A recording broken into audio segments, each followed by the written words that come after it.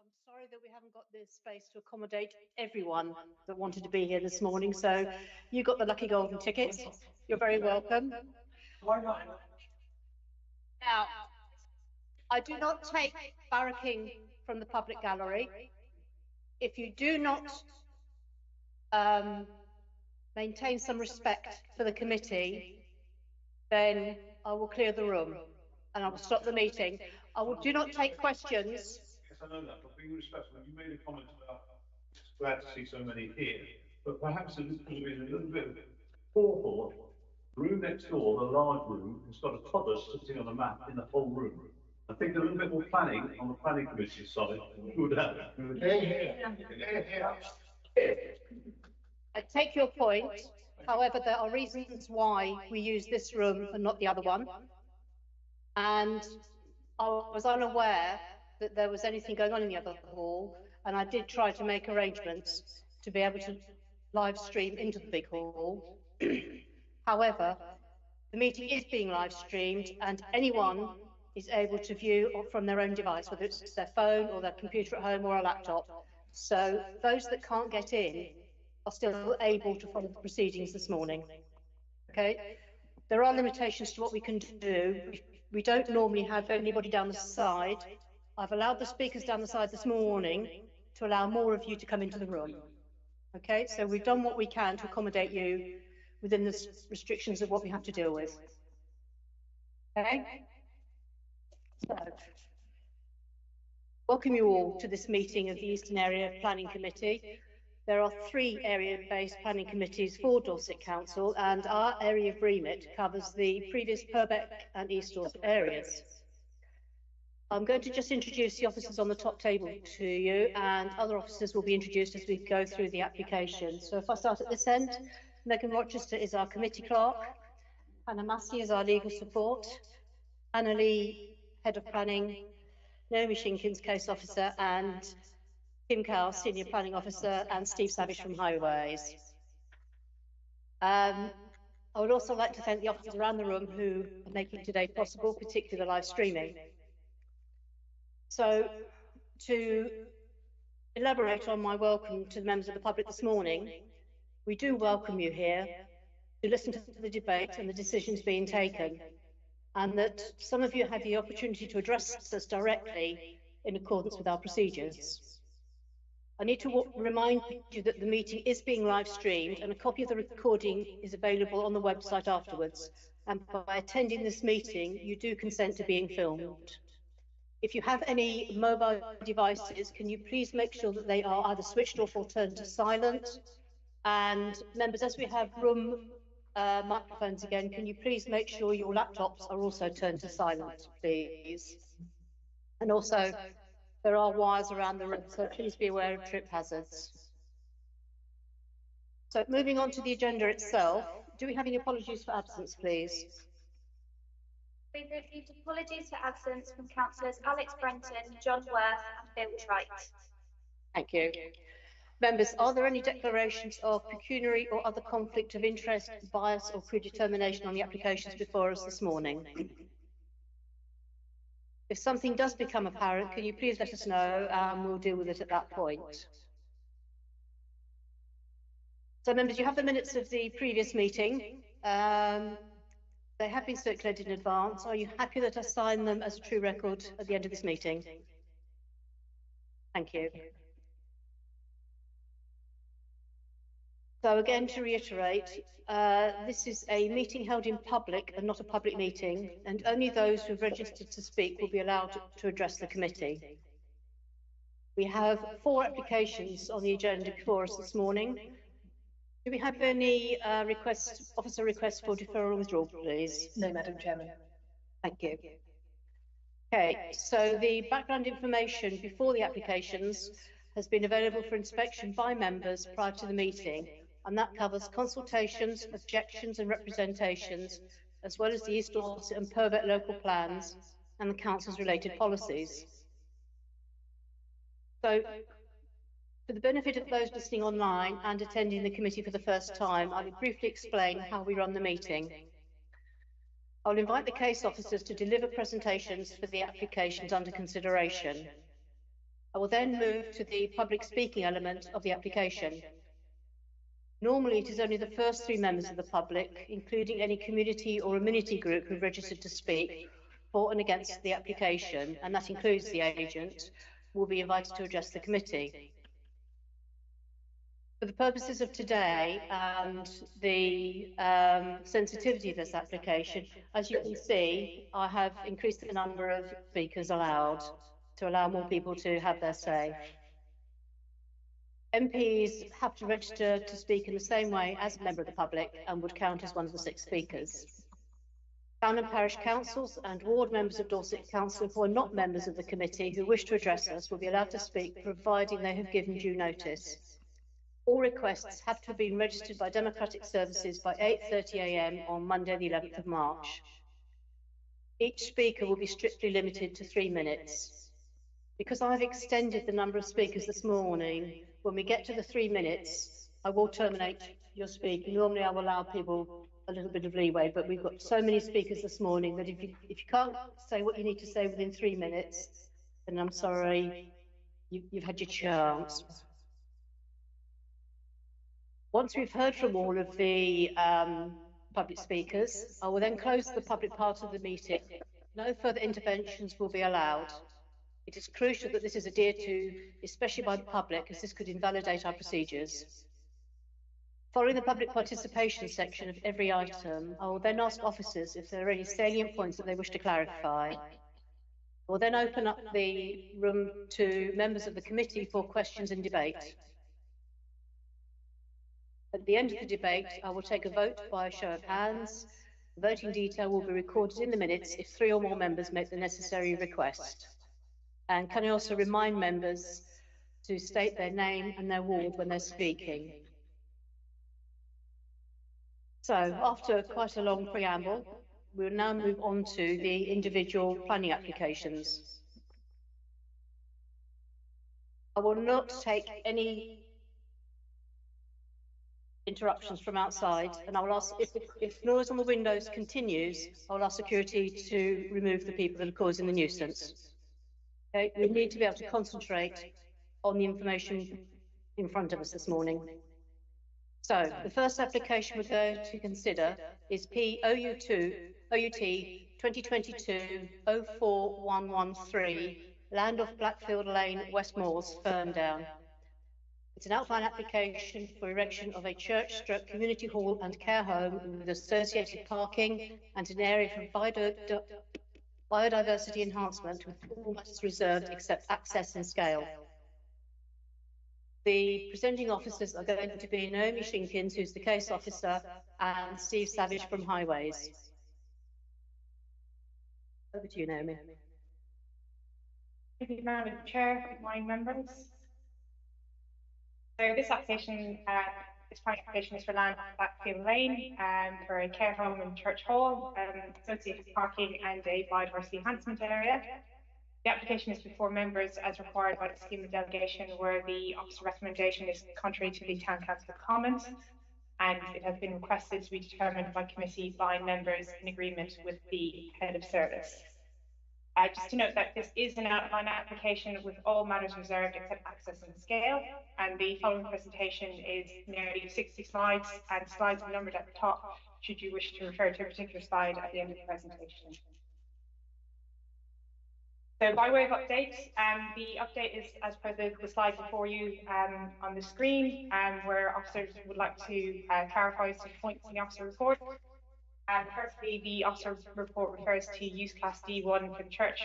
This should be use class F1F, which is for or in connection with public worship or religious instruction. And also the officer report, where it refers to close care within the report, it should refer to nursing care. I should also note that the Dorset Council Adult Social Care team provided comments yesterday on Tuesday, 12th of March, and I will detail these later in the presentation. And officers would also like to add conditions as set out in the slide, and again, I will detail those conditions later.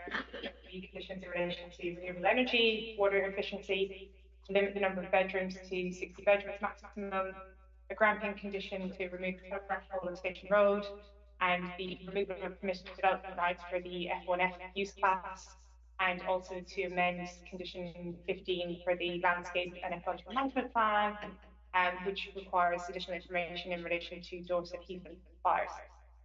Just the final point in the update, Dorset Council have recently updated the strategic flood risk assessment for the area. The update does not impact this particular application site, and the flood risk considerations that have been assessed by officers remain the same. In terms of location and context, so this shows the location of the application site within the wider committee area, as we can see with the red dot.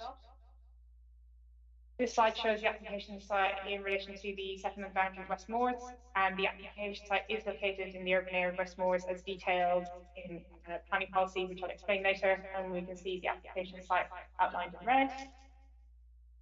This slide shows the application site in relation to the wider area, showing the adjacent heathlands to the north and to the east, Castle Mountain Trailway to the south, and we can see West Moors to the west.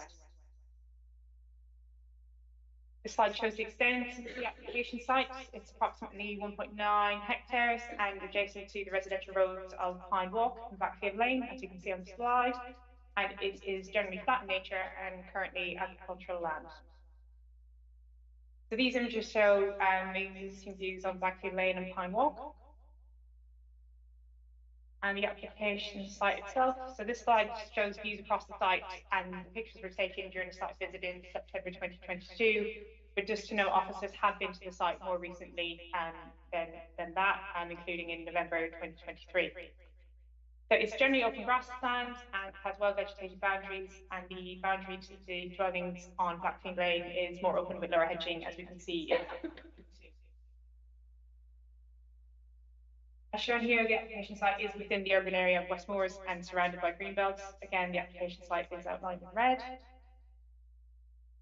And in terms of the planning policy that I mentioned earlier, it is local plan policy VTSW8, which identifies the application site as being no longer safeguarded from development. It has not been allocated for general residential development, as it is adjacent to protected heathland, as I pointed out already. In terms of site history, so in the site history, the application on this slide was submitted in 2019, but was withdrawn as it did not include an environmental impact assessment, which officers considered was required after screening the application. The proposal on the slide was for light industrial units, a church and separate community hall, and a care home. Again, that was withdrawn in November 2019 due to the requirements for an environmental impact assessment.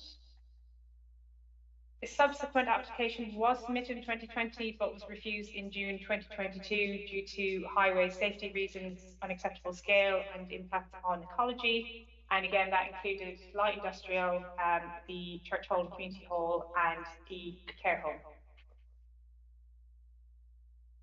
In terms of this specific application, so again, the application is for the church and care home and a biodiversity enhancement area. All matters are reserved except access and scale, and the table on the slide provides a summary of the proposed development, which was also included in the officer report. Again, F1F use for the church, and which is approximately 115 metres squared, single story, approximately 5.5 metres to the ridge. And then the care home, which would have a floor area of just over 2,300 square metres over 2 floors and approximately 7 metres to the ridge. But these are indicative measurements. Again, only indicative layout has been submitted. This is an indicative plan, and again, it's only been submitted showing that the care home, church hall, and potential associated parking can be accommodated on the site. Again, all matters are reserved except access and scale, and therefore in terms of design, the only matter of consideration is scale, where all the other matters such as appearance, landscaping, layout will be determined under a reserved matters application if outline consent were to be granted. Proposed access is from Blackfield Lane, and there is an existing access point from Blackfield Lane at that point with an existing gate. In terms of local representations, there were over 500 objections were received from neighbours, the wider area of Westmoors and from areas outside of Westmoors. A summary of the concerns is set out in section 9.4 of the officer report, and full comments are available online, and the topics of concern are set out on this slide.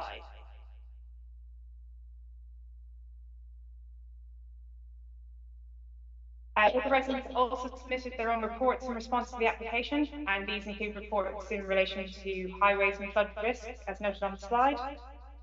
We also had reports relating to impact on neighbouring immunity and ecology, and I can confirm all the reports have been reviewed by the relevant consultees.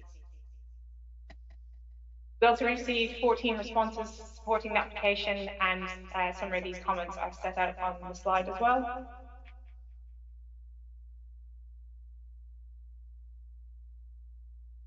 In terms of consultee responses, these are summarised in section 9.7 of the officer report, and full comments again are available online. We did receive objections from the Westmoors Town Council, the Dorset Wildlife Trust, East Dorset Environment Partnership, and the Dorset Council Landscape Officer. There were no objections from Dorset Council Lead Flood Authority, Dorset Council Highways, Natural England, Dorset Council Natural Environment Team, the Dorset Council Environmental Protection Officers, and WPA, who are the contaminated land consultants for Dorset Council, and also the Dorset Council Environmental Assessment.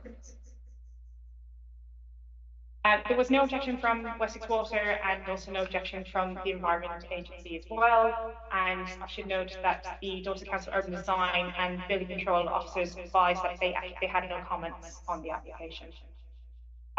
In line with my updates, as noted, the Adult Social Care team did provide comments yesterday. They have advised that their preferred strategy is to provide extra care to allow people to live independently for as long as possible. However, they have advised that there is an identified need for specialist care homes, not for residential care homes, but for specialist care homes that offer nursing care for residents with higher and complex care and health needs. So the development type. Again, to remind members, the application is outline consent only, and all matters are reserved except for access and scale. And the main issues to be considered are the principle of development, design with regards to the scale, proposed only, access, highway impact and parking provision, trees, drainage, local immunity, and biodiversity. An environmental impact assessment is required for the reasons as set out in the slide, in that it is an urban development project that impacts on an adjacent protected site, and therefore the environmental impact assessment submitted is focused on ecology, and the environmental impact assessment officer has reviewed the submitted environmental statement and confirmed it is acceptable in terms of what is required in relation to EIA regulations. So in terms of the principle of development, as noted previously, the site is within the urban area of Westmoors, and the proposed development is not unacceptable subject to other local and national policy requirements. Again, the policy sets out that it is no longer to be safeguarded from development and included in the urban area. However, the site is constrained in that it is adjacent to Dorset Heathland and general residential dwellings which fall under the use class C3 would not be acceptable, given potential impact on the heathland. However, as set out in the Dorset Heathlands supplementary planning documentation, nursing homes classed as C2, where residents are severely restricted, are acceptable within 400 metres of the Dorset Heathland. Other factors to consider include the need for care bed spaces and housing land supply.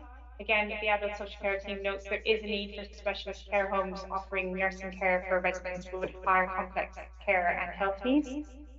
Also, the Dorset Local Plan Housing Needs Assessment identifies 2,769 additional nursing and residential care bed spaces are required across Dorset for 2021 to 2038.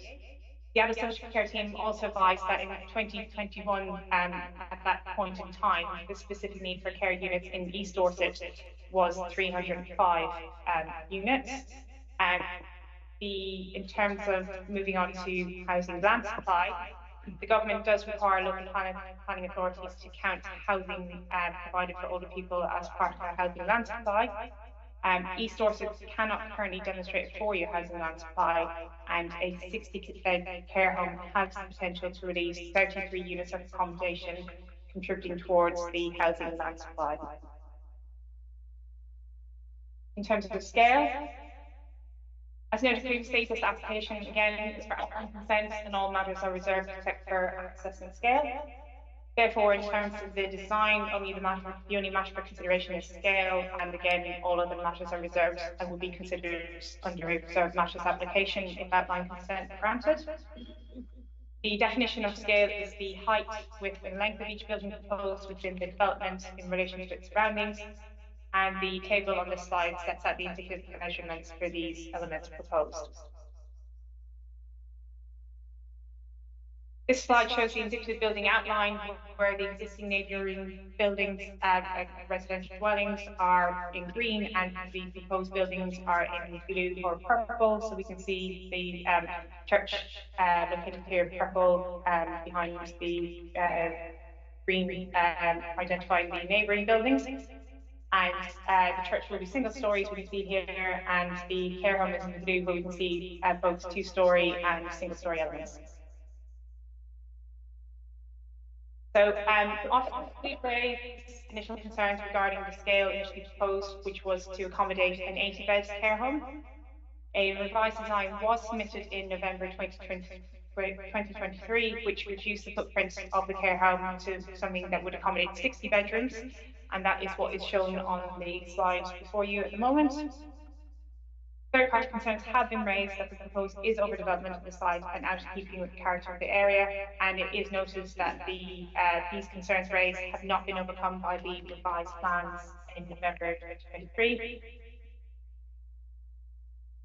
The Dorset Council Landscape Officer also raised concerns as set out in the slide and detailed in paragraph 15.3.11 of the officer report. These include the relationship to the boundaries, limited opportunity for landscaping, dominant car parking, suitable environment for care home residents, concerns with the proposed layout and outlook for residents, and that a mown path through the ecological area would be impractical. However, these concerns raised are in relation to the layout, landscaping, and detailed design matters, which are not under consideration as the application is only in outline, and we are considering scale and access today. It is an indicative layout, and in terms of the landscaping, it should be noted, and I will detail this later, there is no provision of car parking spaces, so there is potential for additional landscaping area in the executive plan. Also, officers have carried out their own layout analysis, and we are satisfied that the proposed developments can be accommodated on site in a range of different layouts that could potentially address the landscape officer concerns at the reserved matter stage when layout and detailed design would be considered. In terms of highways, access and parking, as previously noted, the proposed access is from the existing access on Blackfield Lane. In terms of highway safety, paragraph 115 of the NPPF 2023 states that development should only be prevented or refused on highways grounds if there would be an unacceptable impact on highway safety, or the residual cumulative impact on the road network would be severe. The Dorset Council Highway Scheme has been consulted on submitted information. They have also been consulted on transport assessments submitted by the neighbours as set out in the officer report, that is 15.4.6 of the officer report. And while they refuse the previous application on highway safety grounds, they do not consider the residual cumulative impact of this application can be thought to be severe when considering the relevant NPPF policies, particularly when the development has been reduced. This application shows information in relation to visibility displays as submitted by Origin, who are the highways consultants for local residents. As noted in my update, a granting condition will be added if permission is granted for the telegraph pole circled in red to be relocated to improve visibility at the Station Road junction, and that would be at the cost of the developer and a proposal that was made by the developer in their transport assessment. In terms of parking, indicative parking provision is set out in the slide in relation to the Dorset Council parking guidance. Indicative parking provision is considered to be an over provision in accordance with the Dorset Council parking guidance. Again, as noted previously, this over provision could be used for additional landscaping on site should a reserved matters application come forward after if permission were to be granted. Also, officers are satisfied there is sufficient space on site to accommodate the level of parking required for the scale of development proposed and is considered acceptable. In terms of trees, there are no protected trees on the site, but there are protected trees on sites adjacent. The site is mostly grassland with heath and scrub along the eastern boundary and a mixed species tree belt to the southern boundary. Tree protection is proposed to the boundary vegetation, but some pine trees may be lost subject to the design detail. And the tree officer the Dorset Council tree officer has been consulted and raised no objection to the proposed, including the loss of some pines on site, but this would be subject to conditions in relation to service details and routing and the landscaping details. In terms of drainage, the application site is within a flood risk zone 1. As the site is approximately 2 hectares, the flood risk assessment has been submitted in support of the application, which has been reviewed by the Dorset Council Lead Flood Authority. Due to ecological constraints on site, it is proposed to contain all surface water drainage south of the development. The water runoff will be directed to permeable car parking areas, which we can see in red and green on this slide. But again, the layout is indicative, so it's the principle of providing the water runoff to these areas. And then it will be drained to a new ditch on the the western boundary, which would then connect to a ditch outside the red line boundary. So in terms of that connection outside the red line boundary, this slide does show the new ditch and the connection outside the application site, circled in red. While the Lead Flood Authority initially raised concerns that the drainage connection was outside the application site and required further drainage calculations, they now have raised no objections subject to conditions as the applicant has provided the required calculations and evidence they intend to buy the land if permission is granted. Third-party concerns have been raised that the applicant has claimed that they owned the land in question. However, the drainage assessment is based on the applicant not owning this land. We have also sought legal advice regarding the connection outside the application site, and it has been advised if proof of ownership cannot be provided, the connection and its maintenance can be secured by legal agreement, and this is set out in the officer recommendation, which I'll present at the end. In terms of proposed foul water drainage, this would be via the existing foul water sewer. This is subject to condition in relation to the foul water drainage details at reserve matters stage and has been added to the officer report. Wessex Water have been consulted and they have raised no objection. However, they have advised that foul sewer network would need to be reviewed should permission be granted due to capacity issues. The Environment Agency have also been consulted. While they raised initial concerns due to lack of information in relation to foul drainage, they've now advised they have no objection to the proposed as it is confirmed it is proposed to connect to the public mains and foul water drainage details are required by condition as set out in the officer report. Impact on local amenity. This slide shows the separation distances to neighbouring properties. The church will be single storey and the care home will have 2-storey and some single storey elements. As noted previously, the boundary to Pine Walk is well screened by mature vegetation and is to be retained, and that's to the north, not shown on the slide. The boundary to dwellings in Blackfield Lane is more open with low hedging, as I showed in pictures earlier. Given the proposed number of stories, the heights and potential separation distances to neighbouring boundaries, it is considered the proposed scale is unlikely to have a negative impact on neighbouring properties. A noise impact assessment was submitted with the application, and in response to this, local residents also submitted their own noise impact assessment.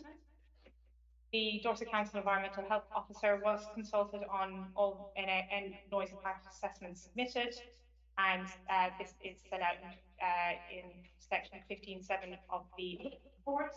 But a summary on this slide. In terms of potential noise from the church community hall and from potential plants that might be required, it's considered that this can be dealt with by condition, as set out in the officer report. And the environmental health officer provided a response to traffic noise, but advised they couldn't comment on the likely traffic use. Therefore, it was necessary for officers to go to an independent consultant to review the noise impact assessments that were submitted by both the applicants and local residents. So in terms of that independent review, Dorset Council appointed WSP, who are traffic consultants, and they were commissioned by the council to review both noise impact assessments, as I mentioned, both by one from the applicant and one from local residents. Again, a full report is available online, and the officer assessment based on this is in section 15.7 of the officer report. WSP, the consultants, have concluded, as set out in the slide, in terms of the applicant's noise impact assessments, in accordance with the guidance used, the noise impact could not be regarded as negligible, but taking into account the predicted maxima and number of occurrences, the impact could be considered to be minor and adverse.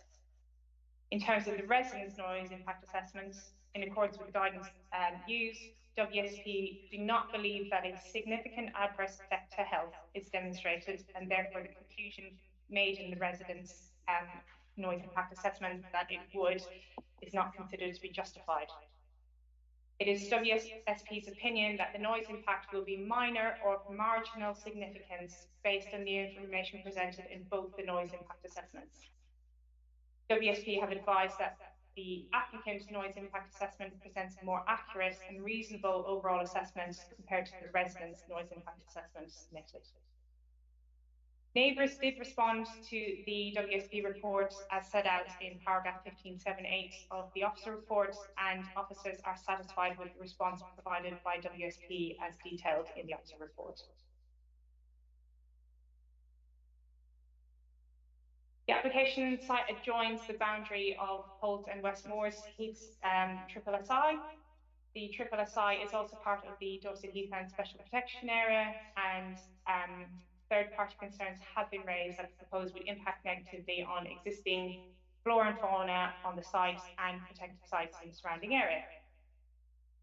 The proposal for a 60-bed care home and church hall is likely to have a significant effect on the site. It has therefore been necessary for the council, as the appropriate authority, to undertake an appropriate assessment of the implications for the protected site in view of the site's conservation objectives. As noted previously, residential institutions which fall under the CT use class may be permitted under some circumstances, providing that the necessary mitigation is delivered. So the Dorset Heathland Planning Framework 2020 to 2025 requires the application to secure that residents are in need of 24-hour nursing care, that there is an age restriction of 60+, that the prevention of the care home, that there is prevention of the care home becoming open market housing, prevention of the use of on-site car parking for public use through enforcement and design, and that no pets would be allowed on site. In relation to the specific ecology on site that is associated with the Dorset Heathland, it is necessary to secure planning obligations, to secure monitoring and step-in rights, which I will explain in more detail later. Also, a condition securing the landscape ecological management plan, and a condition securing the construction ecological management plan. A condition for a sandy bank to be provided to the northern boundary for a vertebrating site was also requested by Natural England and has been included in the officer report.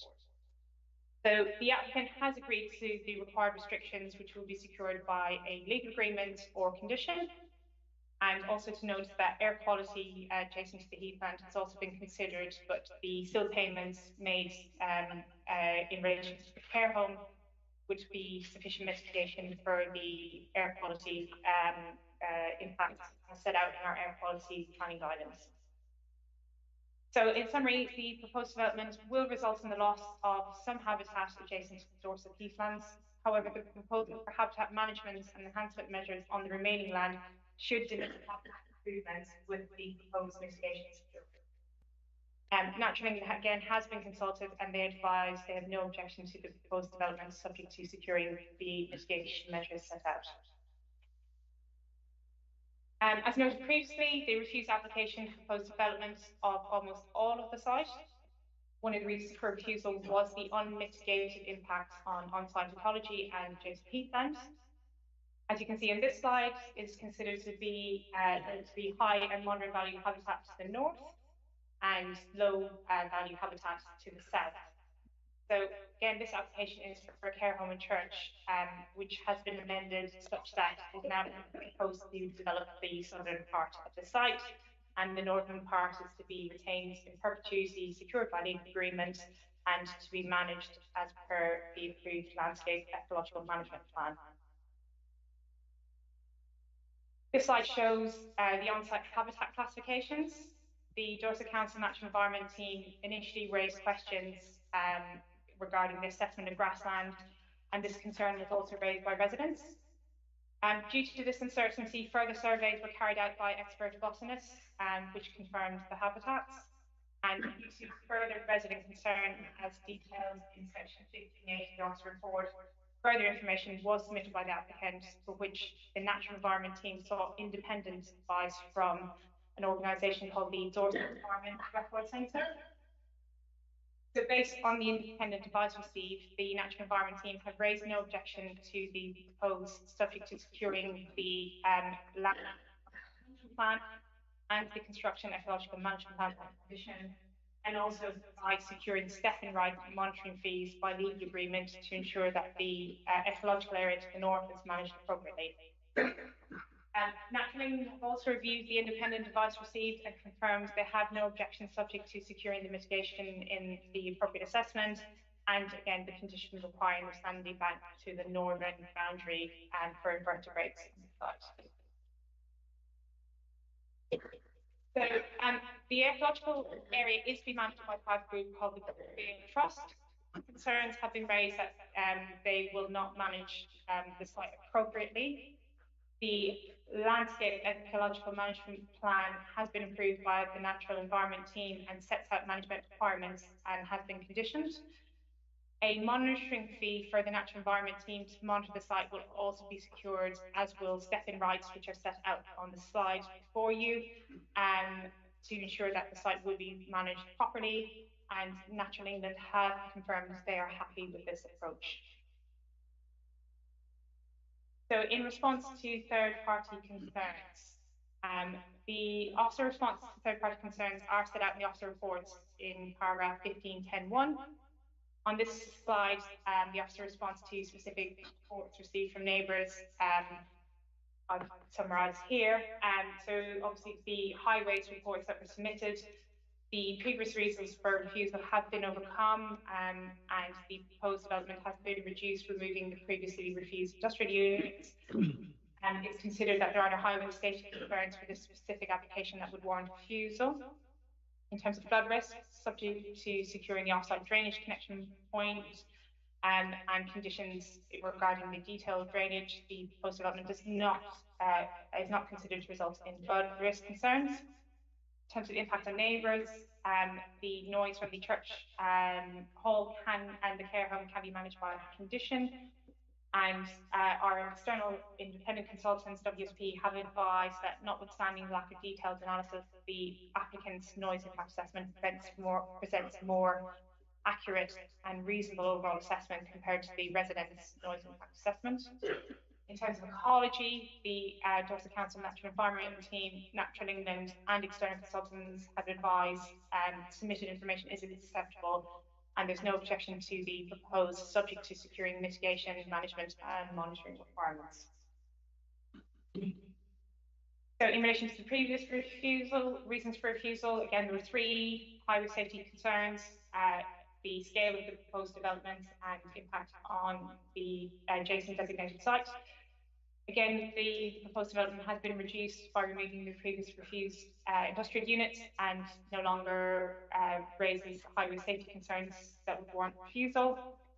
Only the southern part of the site, in terms of scale, only the southern part of the site is to be developed, allowing the northern part to be retained and maintained as an ecology area. And it's considered there's sufficient space site for care home residents and the other requirements associated with the development. In terms of capital designated sites, only the southern part is now to be developed, and there will be the northern part will be retained and maintained as an ecology area. And again, this is subject to condition and securing some requirements in the legal agreement. In terms of the conditions and obligations, as set out in the officer report, there are a number of conditions which are summarised in the slide.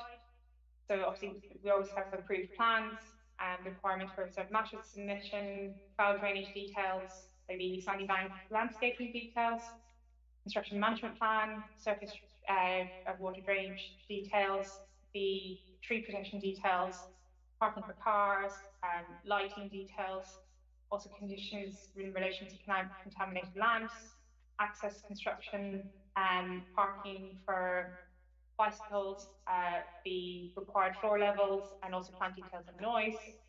And then the conditions in relation to the landscape ecological management plan and noise mitigation.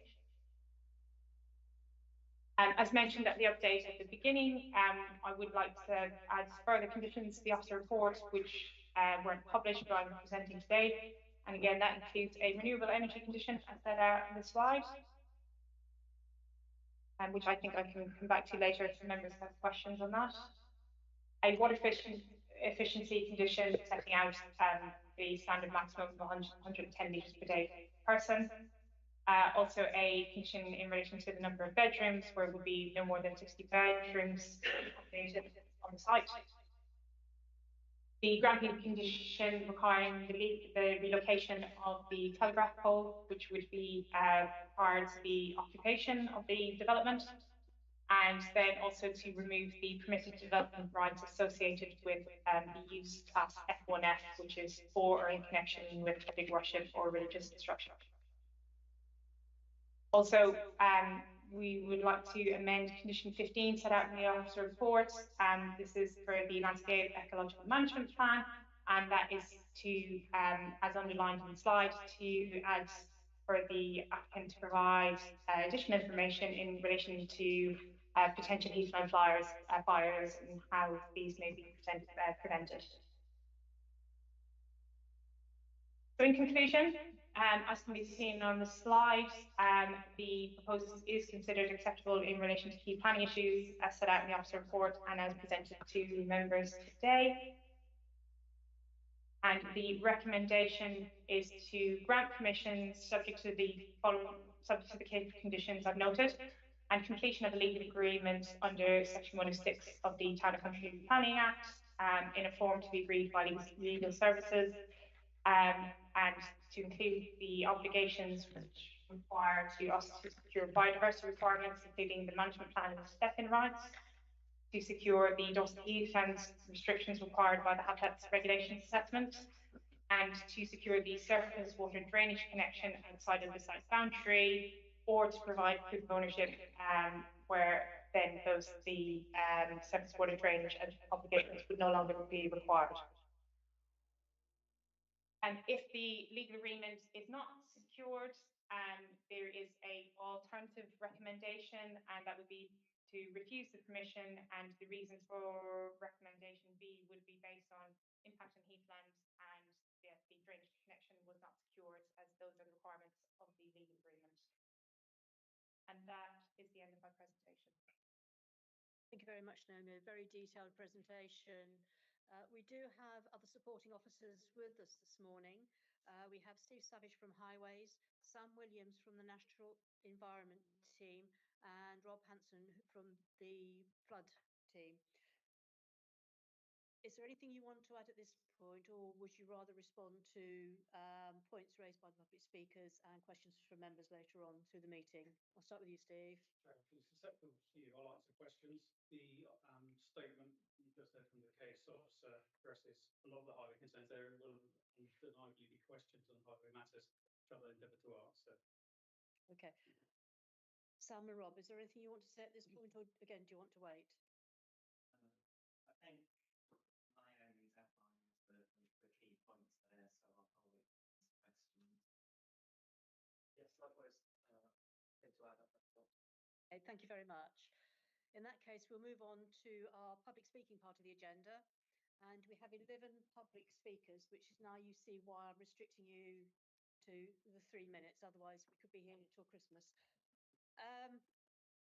So you'll be speaking in the order that we've received the request to speak. So my first speaker is David Brenchley. If you'd like to come to the single table, there's a microphone on the desk. You should press the right-hand button till the red light comes on.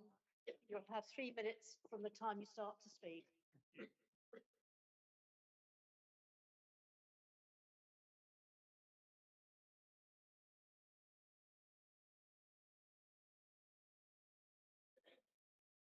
Everybody ready?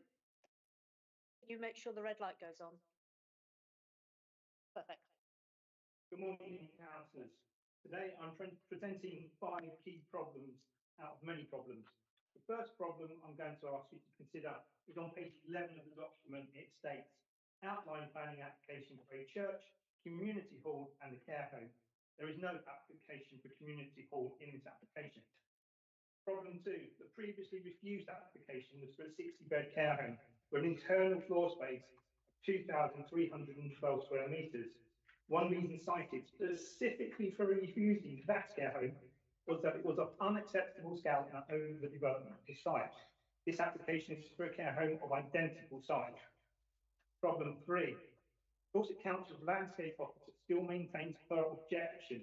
She says this layout would fail to create a suitably safe, attractive and stimulating environment for care home residents, thereby conflicting with policy HE2. When refusing the last planning application, the current planning officer said this site is too constrained to accommodate the development of the proposed scale. In particular, the proposed care home, together with the need to provide a satisfactory standard of residential amenity for residents is contrary to policy HE2.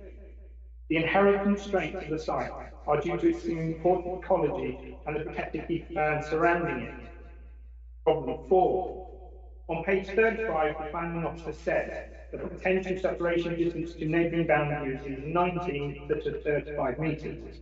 The officer claims the proposed scale is unlikely to have an impact on the character of the area. The only way to ascertain the separation distances between the proposed buildings and existing properties is to use the indicative layout. However, it is stated on page 67 that the indicative layout is not acceptable. Therefore, we do not know what separation distance is involved, and that goes to the very heart of the issue of scale. Access and scale alone cannot determine the suitability of development of this site. More detail is needed to understand the impact this development will have on the site and the surrounding areas. Problem 5. On page 46, it is accepted that at night, recommended maximum noise levels identified by the World Health Organization will be exceeded. The solution, we are told, is for all the residents of Blackfield Lane to close their windows at night, every night, and forever. Please consider whether that is fair or just for the people living in Blackfield Lane. How would you feel if you were told this? For these reasons and many other reasons, the only logical decision is to refuse this inappropriate and unnecessary development. Thank you. Yeah.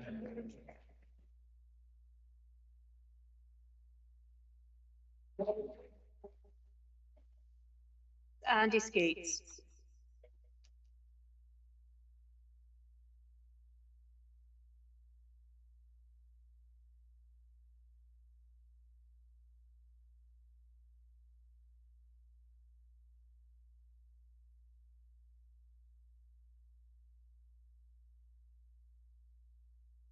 You turn the microphone on, please. The right-hand side button. We think from statements made about the Avenue, Station Road, Junction and Tricks that all is okay. Our experience at this schoolhouse is very different. It's simply not. The junction turning right at the Avenue is severe, using common sense and a user's view. The officers stating no highway concerns simply does not cut it. It's not safe. You can't see 16 metres, let alone 43. Highway safety here is missing. Severity, likelihood, car rates, an accident waiting to happen. An important letter in February 2019 to Mr. Harris has not been referenced by Dorset officers. Missing from the report a pre-application inquiry letter which states a visible splay of 43 metres north is required. This drove the previous rejection. Ask your officer why such a critical document is missing. Please ensure every member has personally experienced the right turn north in a car. Demand a site visit and experience this personally before voting. Officers also mentioned an increase of 12 to 15 cars an hour that could be turning right north at the road junction. The recommendation focuses on lorries being removed and thus reducing impact at peak times. What's not stated is the increased station road traffic that is off-peak and on-peak, and the right turn is at great danger. Two recent speed watches on separate days in Station Road saw 943 cars an hour at 11:30 and 1,105 cars an hour at 2 p.m. Doesn't get a mention, but it's significantly increased since the 2022 traffic survey. Note the care home peak time is 3 to 4 p.m. Funny enough, that's when the school day finishes and 150 parents turn up to collect their children from the school and the playgroup. A few more than 15 cars. We should all see near misses. Our new lollipop lady reported 4 unsafe incidents recently on Station Road. The other one resigned. Mr. Harris stated at a Westmore's Town Council meeting that his agent had given incorrect data. Yet the officers here seem to be willing to use his information without scrutiny, without question. This is simply not right. Previous inspectors have registered no more development on this site without the northern splay improved. Importantly, he used the word no, meaning none. This seems to be ignored, as was a historical Section 2278 agreement to do the north splay. The land at Blackfield is constrained by the 400-metre rule, which means community use only. The Plymouth Brethren group are an exclusive group and offer nothing to our community. We really don't need any more care homes in West Wales, believe me, simply not community use. Andy, I'm going to have to stop you there. You've reached your 3 minutes. Please feel the strength of the community objection to this application. Thank you, Madam Chairman.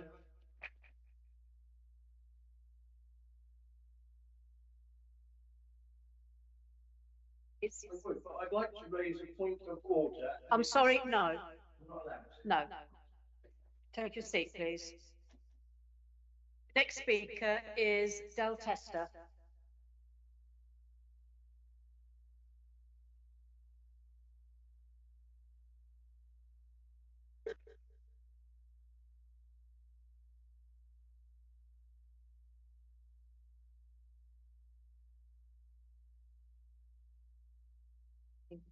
My name is Dale Tessa. I'm an incorporated engineer and managing director of Origin Transport Consultants Limited. I have approaching 33 years experience in highways design and transport planning in the public and private sectors. In 2020, Origin prepared a report on behalf of residents in response to a previous application on the site. That application was refused due to an unacceptable impact on the safety of the Avenue Station Road junction that had its substandard visibility. It is understood to be generally agreed that the current application could generate 167 additional two-way daily vehicle movements. Whilst it is accepted that this is less than the previously refused application, it still results in an justification in use of a substandard junction. Dorset Council's visibility display standards are based on Manchester Street's 2 national visibility display requirements, which, for a 30-mile-an-hour road, are 2.4 by 43 metres. On-site visibility display of only 2.4 metres by 30 metres is achievable to the north of the junction. This display is significantly below Dorset Council's requirements and is clearly substandard. A speed survey conducted by Dorset Council showed speeds higher than the posted speed limit, highlighting the importance of achieving required standards. Paragraph 114 of the NPPF is clear that in assessing specific applications for development, it should be ensured that B, safe and suitable access to the site can be achieved for all users. The Council's own policy, KS11, requires developments to provide safe access to the existing transport network and allow safe movement of development-related trips on the immediate network.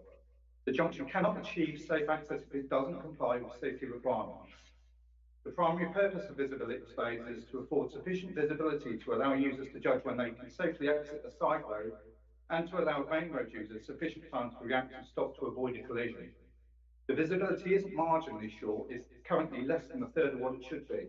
Although the very late addition of a condition may improve this marginally, but we are not convinced that it would achieve the 23 metres claimed, and even then it's still around half what it needs to be. It cannot represent safe and suitable access in the context of the NPPF test to accommodate 167 additional daily vehicle movements. Highways argue that the impacts are not severe in the context of the second part of the NPPF, paragraph 115. However, the first part of paragraph 115 states that development should only be prevented or refused on highway grounds if there would be an unacceptable impact on highway safety. Where the difficulty is a third or half of what it should be for the safety of users, it cannot meet the test of paragraph 115, as there would be an unacceptable impact on highway safety due to the intensified use consistent with the previous refusal. Members are therefore respectively requested to refuse permission on highway safety grounds.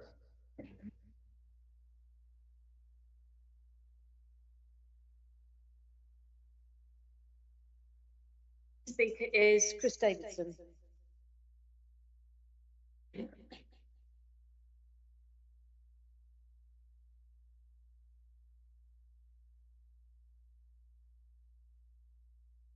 I have been financing property developers for over 16 years, and I've got 5 questions for this council to think about.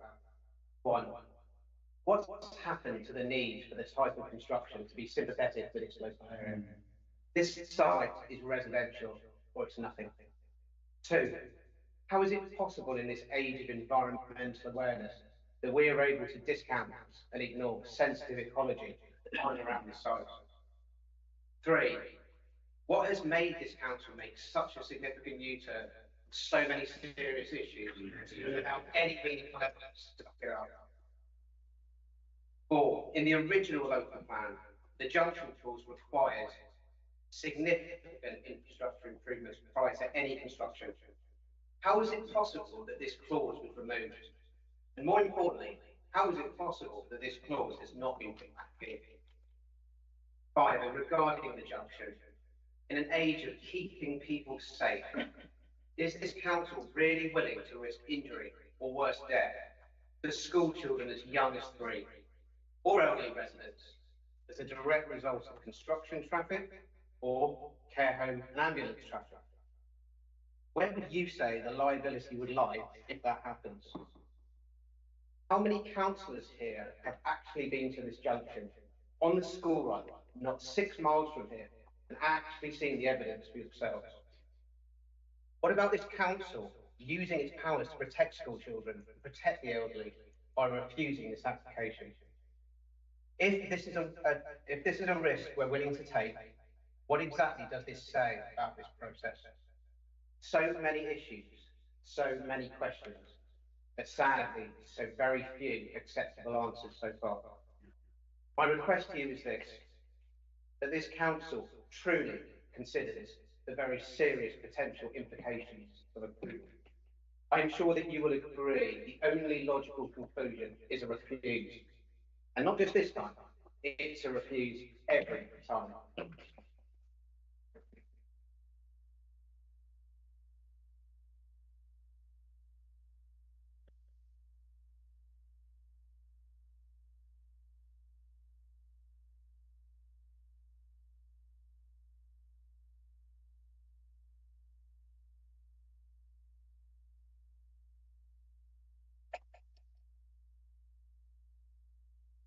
I know that planning applications must be determined following policy and guidance. I know that there is no needs assessment of this solution, spelling out the type of care to be provided and the need for care in this location. Care homes in Westmoor are all under-occupied and suffer from problems with meeting staffing levels. As you know, those persons requiring the greatest care, i.e. those with severe dementia or restricted mobility, only those who have been deemed appropriate to reside within 400 metres of the Heathland. This is in the Heathland adopted SPD. However, this application does not specifically identify the type of care to be provided. Looking through the submission, the transport consultant notes, I quote, the final use is unknown, i.e. care home, extra care, end of life home, etc. The case officer references the BCP and Dorset Local Housing Needs Assessment, page 33, and that separates out residential care and nursing care. However, the figure quoted for bed space adds the two up. So that's slightly misleading because that's higher, including both types of care. I put it to you that there is neither a need for another care home in Westmoor, nor is that being proposed compatible with the adopted Heathland SPD. It also makes no sense that the reasons for refusal have been overcome in terms of inadequate standards of amenity space for residents of the care home. That's because there's even less space now around the care home than that of the refuse scheme, which also incorporates a 60-bed care home. It seems that reliance is being placed on a known path to provide amenity space. However, if these are restricted residents in terms of mobility and mental capacity, this would seem an impractical outdoor space. And there is no drawing to illustrate the extent of this path or any details of how this would be controlled to protect flora and fauna. As we know, the East Dorset Environmental Partnership stated that the site is ecologically important at county level. Please also don't forget that Dorset Council has declared an ecological climate emergency. The report identifies that light disturbance will impact upon the nightjar's nighttime foraging. And I would say that lighting standards to protect the nightjar cannot be achieved if this is a care home with a high degree of care. Then surely round the clock lighting will be required. And adding to this, there will be a higher than average need for emergency vehicles to come and go at all times of the day or night, making a lighting strategy undeliverable. Finally, I will add that traffic and parking is a known problem along the avenue. Indeed, the local highway authority themselves have recently added the yellow lines. You have reached your 3 minutes. Thank you.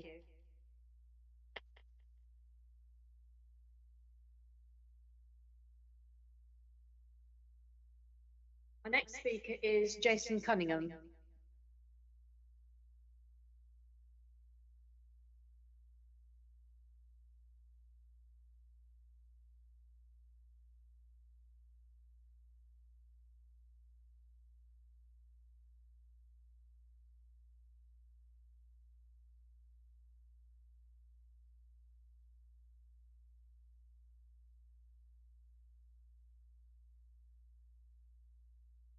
It's on.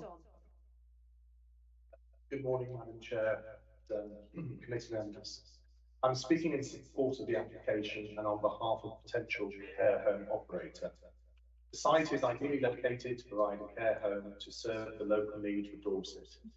The committee report identifies at paragraph 15.2.4 a clear and considerable need for additional nursing and residential care bed spaces.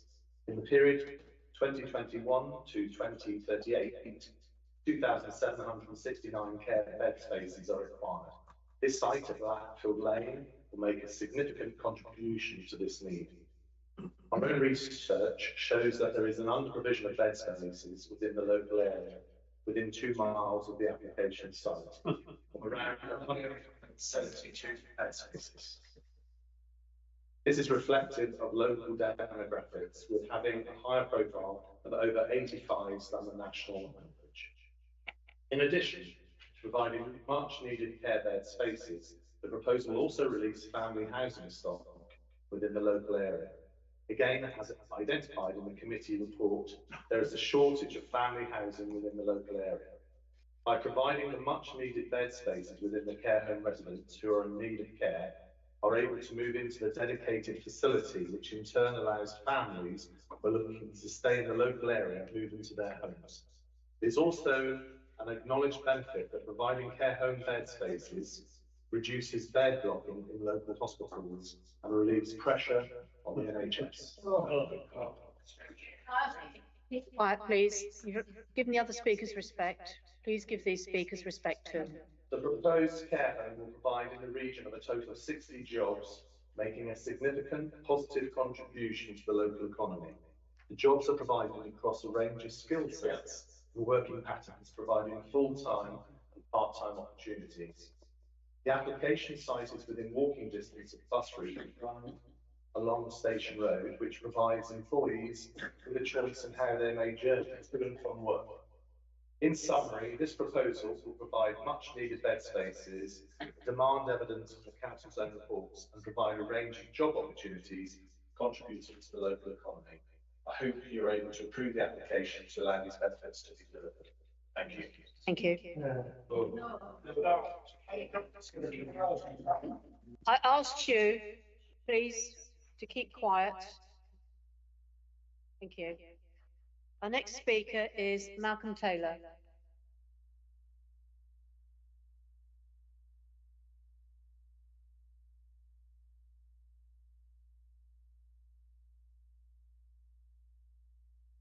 Thank you, Chair, councillors. My name's Malcolm Taylor, and I'm just purely here to support the idea of the church. I'm a member of the PBCC, and we are hoping as a family to move into the area to West Moors. We've been looking for a long time, and we are very keen to have a small community church there to be able to use. And we're looking forward to that, and we certainly hope it happens. As to the community, comment has been made as to offering no help to the community. It's a difficult one because we're not actually there yet. We want to be. We have offered help to the community, and that was not taken up. It doesn't matter. We'll keep trying. And if any members or any public would like to look on the RRT website or the PBCC website, that clearly sets out what we do the community in a vast way. I will say on a friendly note, I'm rather a large pig in the middle, I suppose, because I'm very sympathetic with residents, but also we have to move on, and if it's in government guidelines, we have to be that go along with that, whether we like it or not. So we don't like change, but we are certainly looking forward to the opportunity to try and gather in this church on a low basis twice a week, and we look forward to the members' support. Thank you very much. Thank you. Okay.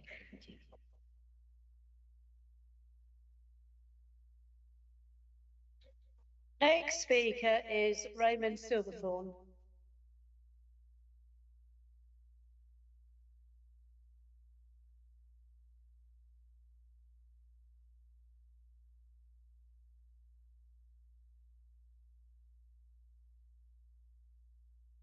Thank you very much. Thank you for the opportunity to address the committee. I wish to speak in favour of the proposal, in particular the Trinity Brethren Church, which I'm both a member and a trustee. As part of the Planning Commission, as a church, we do have congregations across the globe, approximately 500 church halls across the UK, spread from Peterhead in Scotland to St Austell in Cornwall. We have a growing congregation in East Dorset, with spread of ages from 102 down to a few weeks old. Currently, we have 3 existing halls, one at West Parley, one at St Leonard's, one in Fernley, all of which are used in exactly the same manner as the one proposed in West Moors. all of which received full planning permission within the past 15 years. It's been sad to hear that in 2024, as Christians who take active part in our local community, we've been told in comments submitted, in effect, we're not welcome to go elsewhere. It is correct that the church is for the sole use of the brethren, in the same way that a mosque or a synagogue is used solely by the devotees of the relevant faith. To say the church has no useful community value, as it's one denomination, shows a disregard for both our beliefs and our place in Westmore's community. We hold our gospel halls as holy, a place in which we gather together to celebrate Holy Communion, remember the Lord Jesus, read the Bible, and put a house of prayer to all nations. Practically, our halls and grounds are well maintained, used respectfully, we're there for a purpose. We are often complimented by those living nearby as being ideal neighbours. We do not spend all our time at church. We're employers and employees in local businesses who participate in charity events, donate time and money to local council needs, and we are part of the community. I understand this site was designated in 2014 core strategy development. It mentions the care homes as a suitable use and it's within the settlement area. As I've outlined, the proposed church fulfills a specific community need for our congregation in Westmoreland. I urge the committee to grant permission to this proposal. Thank you very much.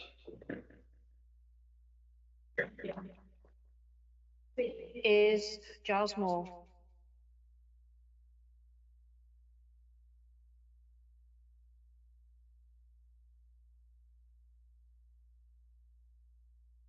Thank you for the opportunity to speak on behalf of the applicant, Mr. Harris, in support of his planning application. Planning application seeks outline consent, as you've heard, direction of the church and care home, together with associated parking and biodiversity enhancements. The applicant's pleases the recommendation is to approve the application. As you've seen in the Centre Committee report, the site is within the urban area of West Moors and adjacent to existing urban residential development. The site is located in flood zone 1, which is at the lowest risk of flooding. In an area predominantly at very low risk of surface water flooding. There is some low risk of surface water flooding located within the compound of the site. However, there is no proposed development within this area. The site is not a listed heritage asset and is not within the setting as a listed building. Given this context, there are no right constraints to the development of the site. The site has well screened tall trees located on its boundary, delineating the site from the wider rural landscape. It has relatively flat topography, sloping gently to the west, and has previously been used as agricultural land. As you've heard, previous applications which sought consent for light industrial unit, church and community hall and residential care home was refused in 2021. The application before you has responded to these concerns, which led to the refusal to approve this application. The proposal has been reduced in scale, removing the industrial unit from the proposal, which in turn reduces trip generation and use of the junction.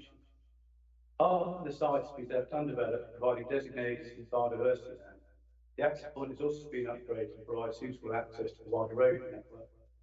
As outlined above, the scheme was involved with an iterative process that has taken into account the site's planning history, its opportunities and constraints, and feedback from the technical work that's been undertaken. Regard has also been held to relevant planning policies and feedback from the council. The scheme has carefully been conceived to overcome previous concerns whilst maintaining a good relationship with neighbouring properties and achieving a positive assimilation to the street scene and wider rural and urban context. To reiterate, only the southern half of the field is proposed to be developed, with a large portion of the site dedicated to biodiversity enhancement. The layout of the site is such that the nearest noise-sensitive receptors are the residential properties to the west of the site.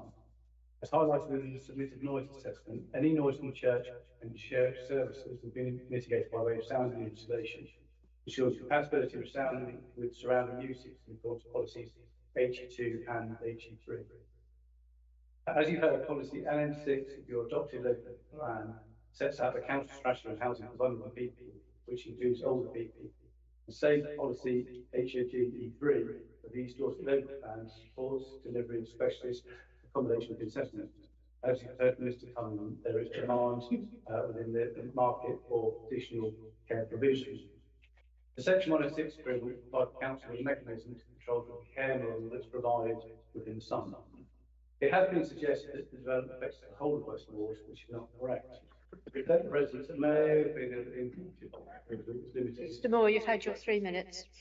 Thank you.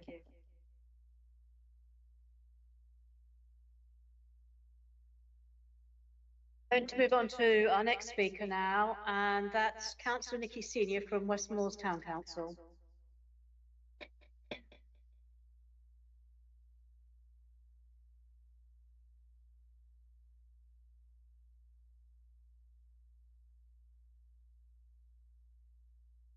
In summary, West Moors Town Council objects to this application due to road safety as a result of unsuitable access, unnecessary additional traffic congestion on an already busy road, increased vehicle emissions and air pollution due to close to a first school affecting 300 children, and increased traffic generated having an impact on the south end of Station Road.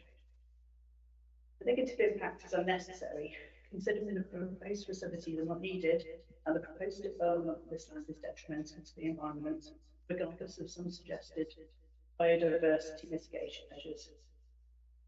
It will also create noise pollution for the local residents.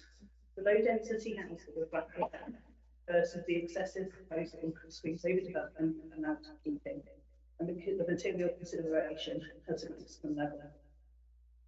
Various policies are being ignored, including the local plan part 1, core strategy, Christchurch and East Dorset, 2014 to 2028, which states, policy KS1, presumption in favour of sustainable development. The council will grant planning permission unless material considerations indicate otherwise, taking into account whether any adverse impacts of granting permission would significantly and demonstrably outweigh the benefits. When assessed against the policies of the MPPF framework taken as a whole, as the proposed development does not meet any housing need, social cohesion is not being achieved. Care home spaces are not required, and the development will undoubtedly put pressure on our existing medical services. The benefits of the nursing home and church definitely do not outweigh the adverse impact it would have on highway safety for anyone using the Avenue and Station Road, the junction that joins the two. The ecology of the site, where so many mitigation measures are required, will need to be monitored and enforced, which we all know is a difficult process to follow due to lack of resources. The damage will be done quick and monitoring can be carried out. It's proposed that the ecological monitoring is carried out by a company that has associations with Plymouth Brethren, which appears to be a conflict of interests. The local plan further states about focusing on meeting local needs. It's important that the strategy help maintain and enhance its asset for meeting local needs. Future development will be located primarily in accessible areas, which reduce the need to travel and harmful emissions that will contribute to climate change. The care home and the church are situated at the end of a very long road where the buses do not travel, nor do they accommodate the shift patterns of the care home workers. Highway matters have already been covered by another speaker, but we would like to reiterate the same issues of the junction of Station Road and the A. We believe that previous statements made by council officers have been made without a visit to actually see the site, especially at school drop-off times and pick-up times. It's clear from the traffic survey and those living in West Moors and the council having hundreds of complaints a year about the increasing traffic, noise, vibrations, and seemingly polluted air, that the proposed development is unacceptable and unnecessary strain on the road network. Irrespective of the current application having removed the industrial unit, the extra traffic generated in the care home and Councillor Senior, you've reached your 3 minutes. Thank you.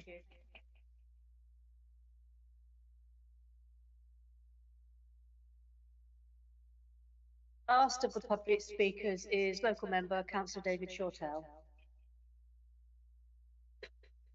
You have 3 minutes.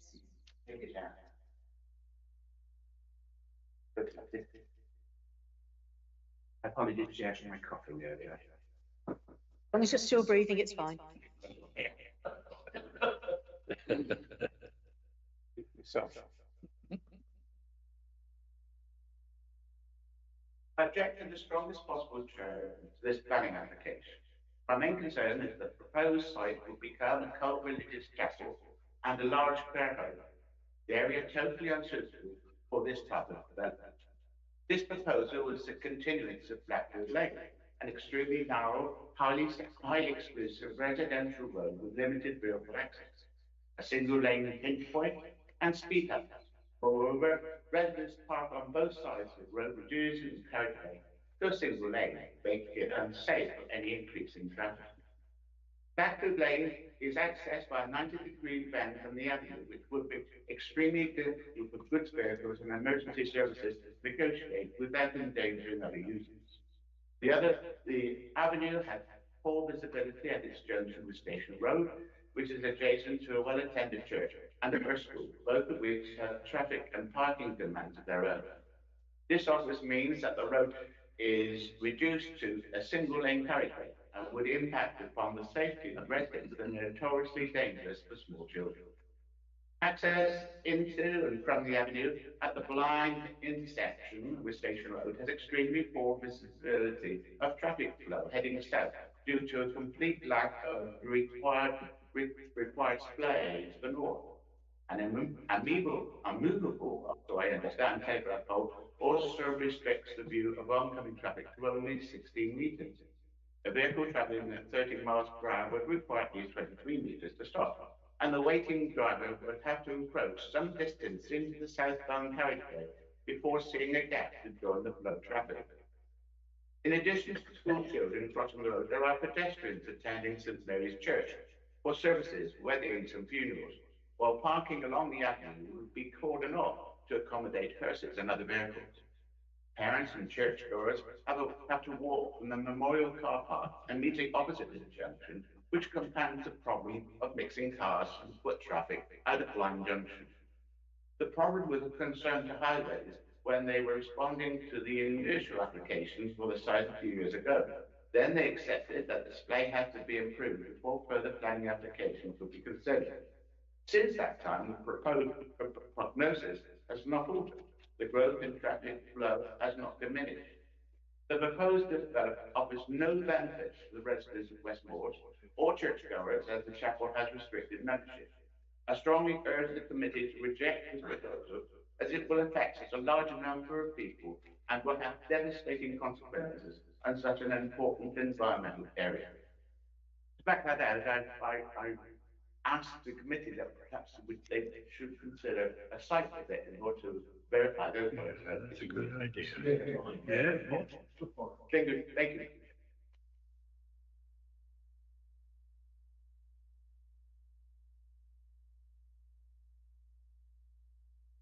I have noticed that our fan club from outside the building has evaporated, and that's because the class that was in the main hall has finished, and the Allendale have opened it up and put this meeting live on the big screen so that they can all see it in comfort.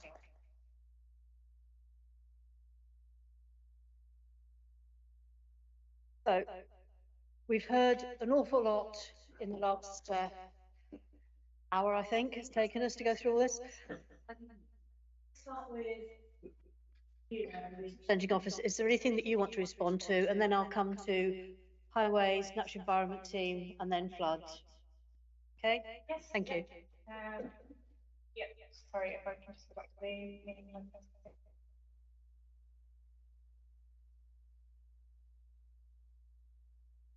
Just on the point regarding, oh, sorry, should turn on my microphone. On the point regarding the use, the church, that the community hall reference is a discrepancy in my report. The condition that I proposed at the end of it is for the use F1F. Let me just get that up. So you can, members can see the wording of the condition. This is quite a lot of slides.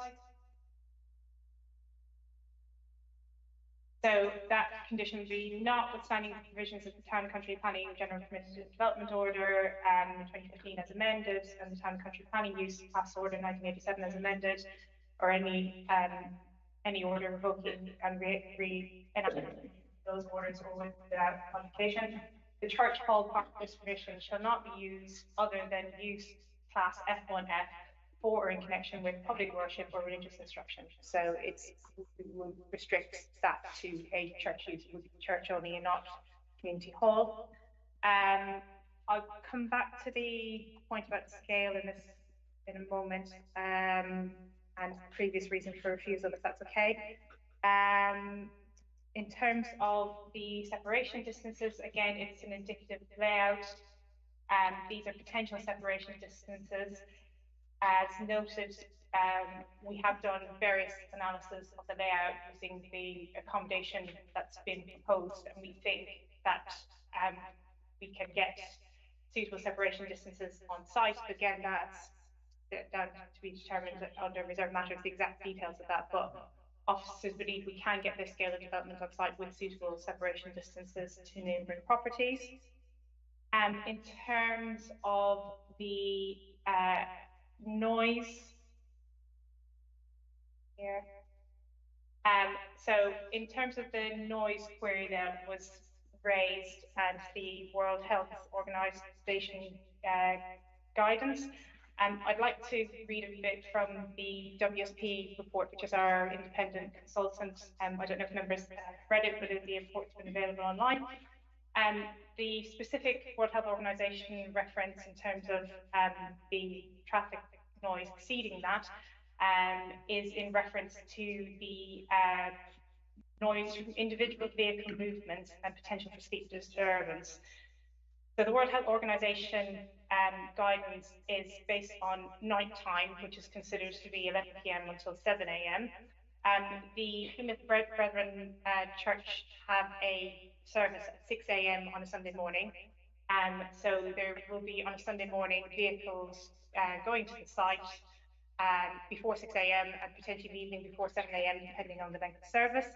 I've been advised that is normally 40 people attending the service, but that would be households, so approximately 10, 12 cars. The noise impact assessment submitted by the applicant and the neighbours is based on 12 cars that service at 6 a.m. Sunday.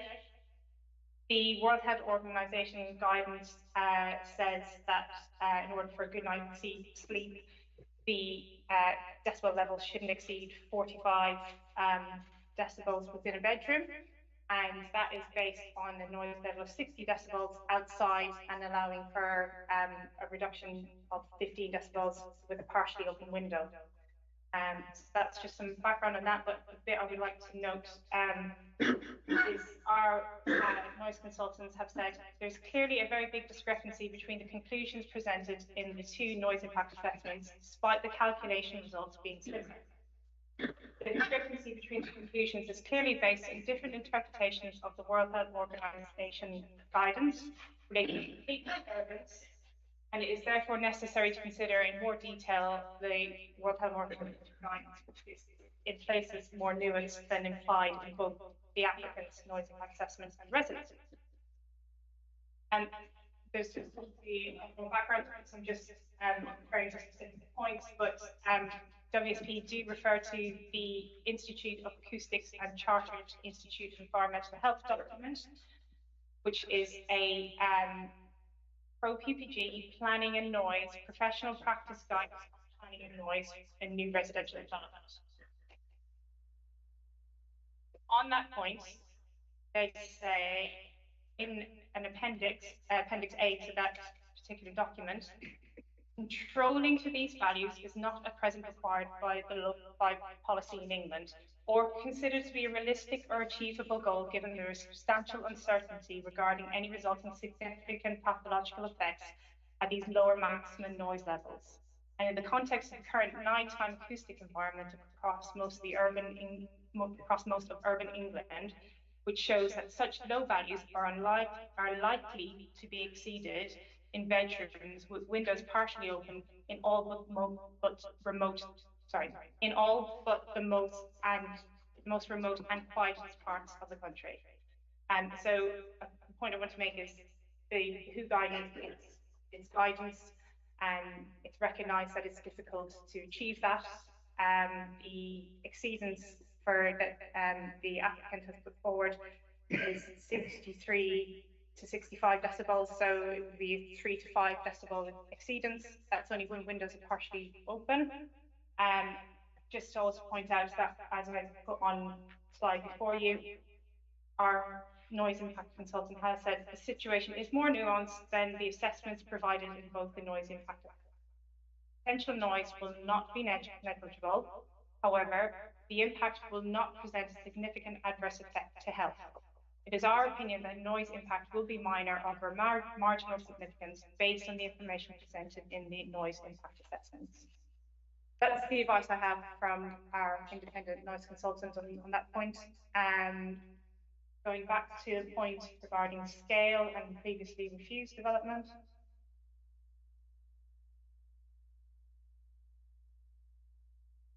Actually get the previous.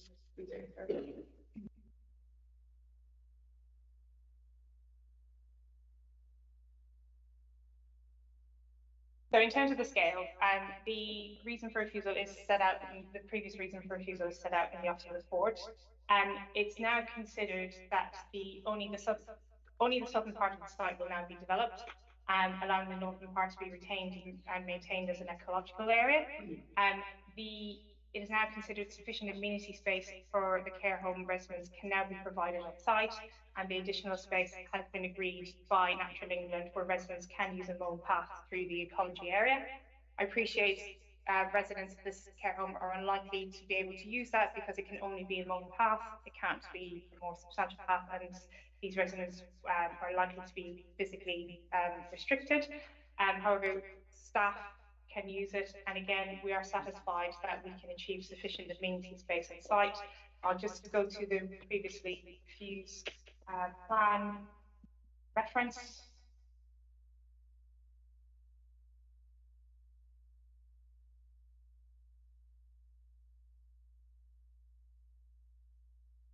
So this was the previously refused plan, and they were showing amenity space to be located here, but that had constraints, and that there was a 15-metre buffer required around here.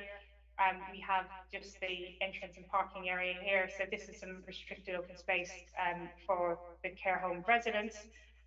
In terms of, again, this is an indicative plan, as I mentioned previously, officers are satisfied if the layout was revised, perhaps rotating the care home by 90 degrees. You could have some south-facing amenity space and potentially amenity space for residents over here, and potentially move the church to the rear of the side.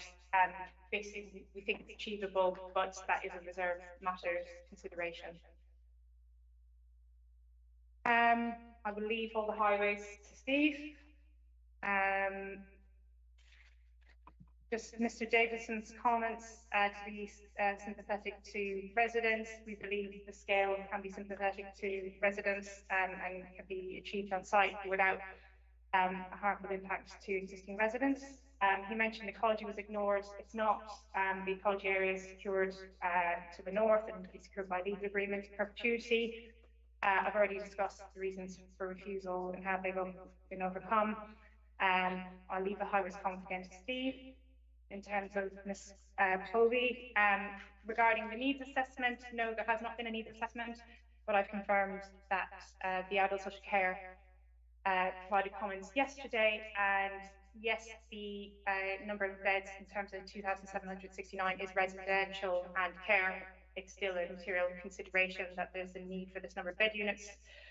But the adult social care officer yesterday advised that in 2021, as I mentioned, specifically in East Dorset, there was a lack of 305 nursing beds, specifically in East Dorset.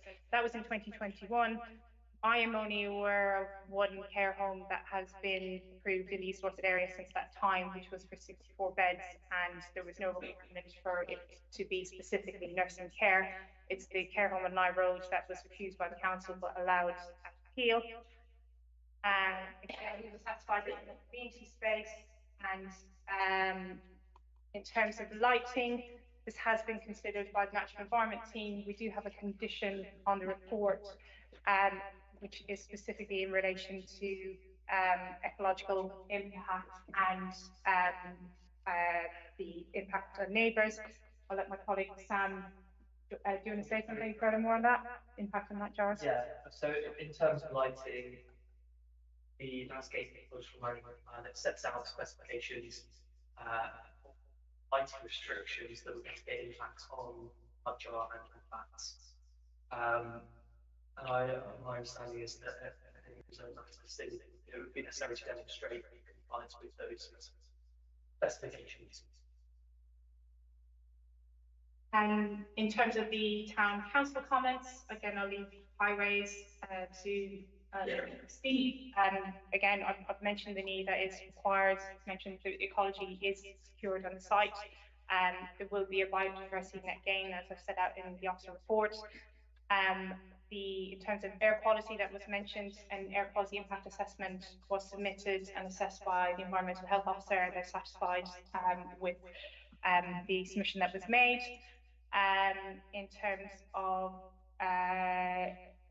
there was a comment made that the monitoring would be carried out by the Brookfield Trust. It's to note the management will be carried out by the Brookfield Trust. In addition to that management, monitoring will be carried out by the Natural Environment team.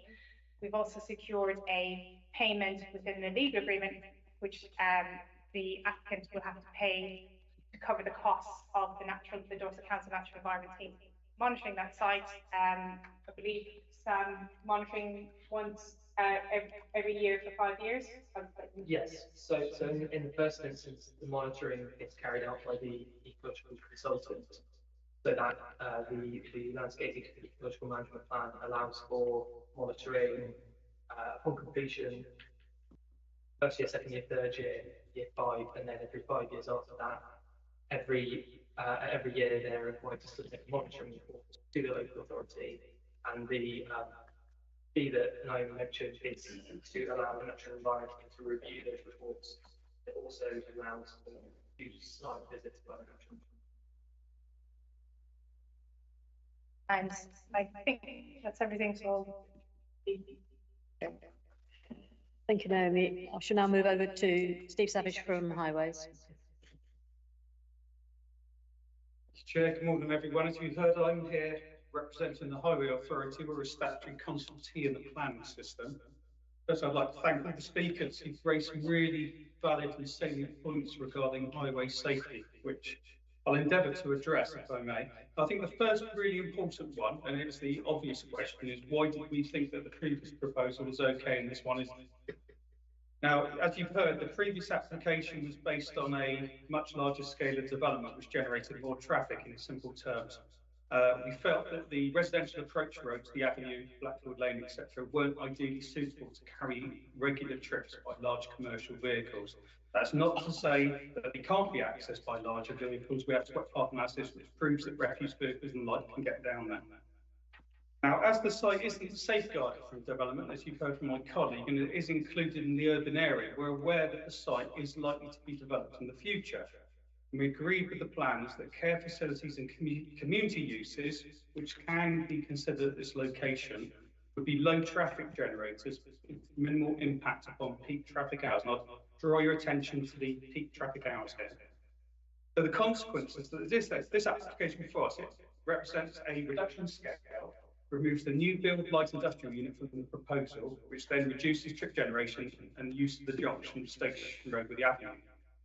Now, you've all mentioned the Station Road and the junction with the avenue. I can't sit here in front of you and say that it fully accords with development guidance provided by Manchester Streets, because it doesn't.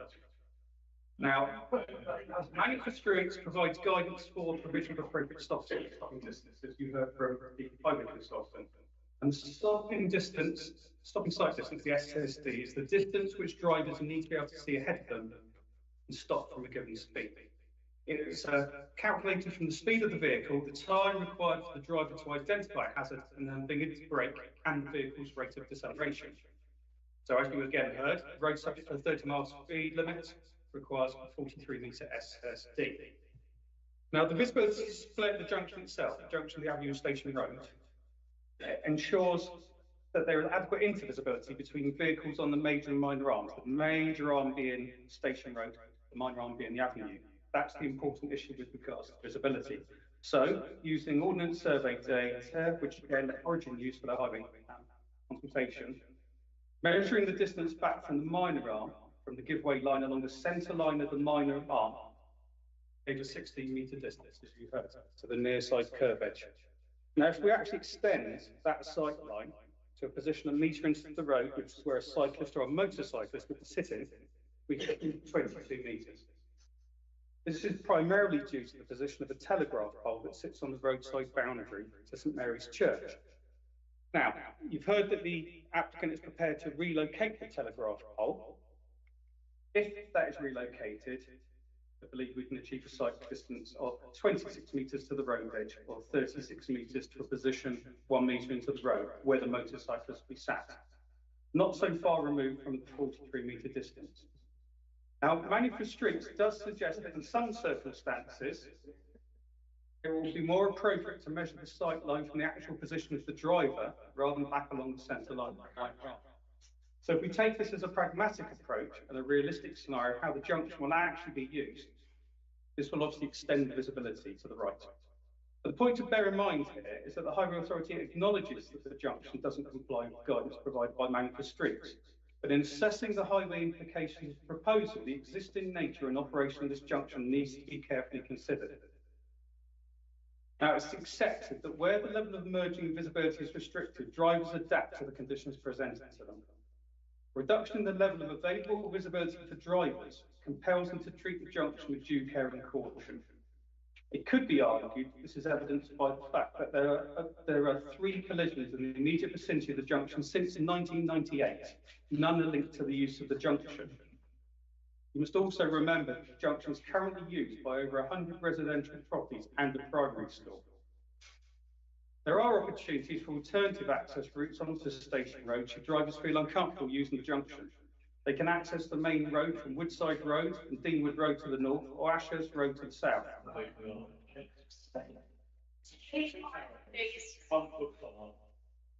This likely traffic flow distribution also needs to be remembered when the likely impact of development traffic is assessed. Further point to acknowledge is that the forward visibilities for drivers travelling along Station Road from the north and the south for cars that turn in and out of the avenue is excellent. And we have a safety camera located 65 metres to the south of junction, which should serve to regulate approach speed. I appreciate that you're down to driver attention, but that's the purpose of the speed camera or the safety camera there. So to sum up on that element. Steve, can you just hold on a minute? Can I ask you please to keep quiet? Allow the officer to speak so that we can all understand the implications. You want us to make a decent decision. Allow us to hear all the evidence, please. So for those 2 particular elements, we're not saying that junction fully complies with Manual for Streets, but there are factors that need to be considered. Predominantly the fact that the site is in the urban area and is likely to be developed. So we feel that this is the best scenario in terms of traffic movements that we'll get from this site. If I could just touch on trip generation as well, Madam Chair. The baseline traffic movements using this junction are predominantly residential. Typical AM peak is between 8 and 9 AM and the PM peak between 5 and 6. Now, the proposed care home and places of worship both operate outside of these peak hours, and this is a personal point to bear in mind. The weekly peak period for the care home is the afternoon, and for a place of worship, it's normally between 9 and 10 AM, although I've heard that it could be between 6 and 7 AM, again, outside the peak. Now, we've compared the trip generation the applicant provided, and I know that I think one of the speakers suggested the applicant indicated that that was incorrect. We compared it with Origin's assessment and we carried out our own analysis. And the conclusion we've reached is that our predictions are all broadly the same, with around 10 two-way trip movements in the AM and PM peaks. Predicted total of around 115 daily two-way movements on weekdays. Now, the point to bear in mind, if they all go through that junction, this could be 1 trip every 6 minutes. I think I've answered the points there, Chair. If there are any that I've missed, if you could, somebody could let me know, then I'll do my best to address them. Thank you. Okay. I think one of the things that the members of the public did pick up on was the school use and changeover of staffing at the proposed care home, which creates, although it's not the general peak flows that we would see from commuters, but it would create a local congestion. I wonder if you could just reflect on that momentarily. Well, the trip generation I just provided you with was indicated in the peaks that it's 1 trip through the junction every 6 minutes. So in the afternoon period, I'd be a fool to sit here and say to you that the traffic generated by a school is substantially less, but we've got to look at the impact from the development at those times. So I would suggest that even then, if it were 1 vehicle movement every 10 minutes, that wouldn't be severe in terms of the NPPF. You couldn't say that there was sufficient reason to recommend a refusal on highway safety grounds in terms of the NPPF paragraph 115. But you will get more traffic through here. Again, I won't be sitting here and saying you're not going to get more traffic through the junction. It's the degree of how much traffic and what impact will that have on all road users. Now, the impact on the actual vehicles, the cars themselves, there'll be more vehicles through the junction. With regards to pedestrians, I can only say that pedestrians and drivers, they should respect each other, and that under the highway code, drivers ensure that they should ensure that they have due care and attention when they're driving on the public highway, taking into account pedestrians. So again, we're down to driver behaviour as opposed to a statistic or a figure here. It means that we can say yes or no. Okay, that answers it, Chair. Thank you. I'm now going to turn to Sam and Rob. Sam, you've already spoken once, but is there anything else that you want to add in relation to any of the ecology or environmental themes? And then I'll come to Rob on flooding and drainage. I intend to see some of those points about like Charles and I think it's worth just having we are securing a means by which, of course, the council can step in if the management of the site isn't deemed to be appropriate. Those monitoring reports demonstrate that the management isn't doing it and is taking in accordance with the management plan, then we have a means by which we can step in.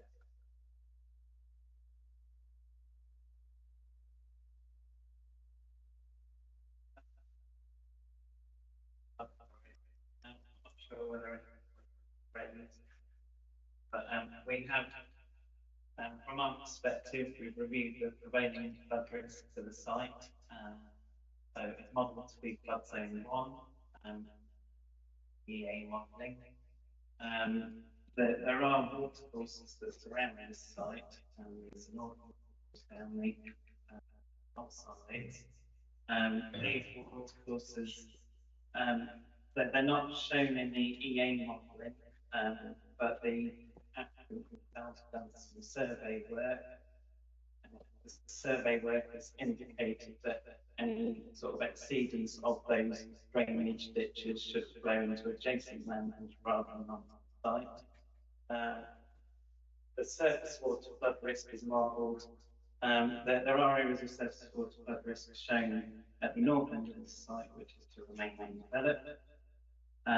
In terms of the surface water drainage proposals that they put forward, like Naomi said, the attenuation of surface water will be underground, so it'll be under the car parking and the access areas, either geocellular tanks or within the voids of the gravel salt base, and it will be stored under there and discharge at a restricted rate into the watercourse of the sound. That watercourse is outside of the red line boundary of all the objection has been withdrawn, subject to the applicants securing that either through the S106 agreement or shown that they own the land. That's the factor in our hold on objection. Thank you very much. Members, it's your turn now. I'm going to come to Mike Dyer, who is the other local member, as first speaker.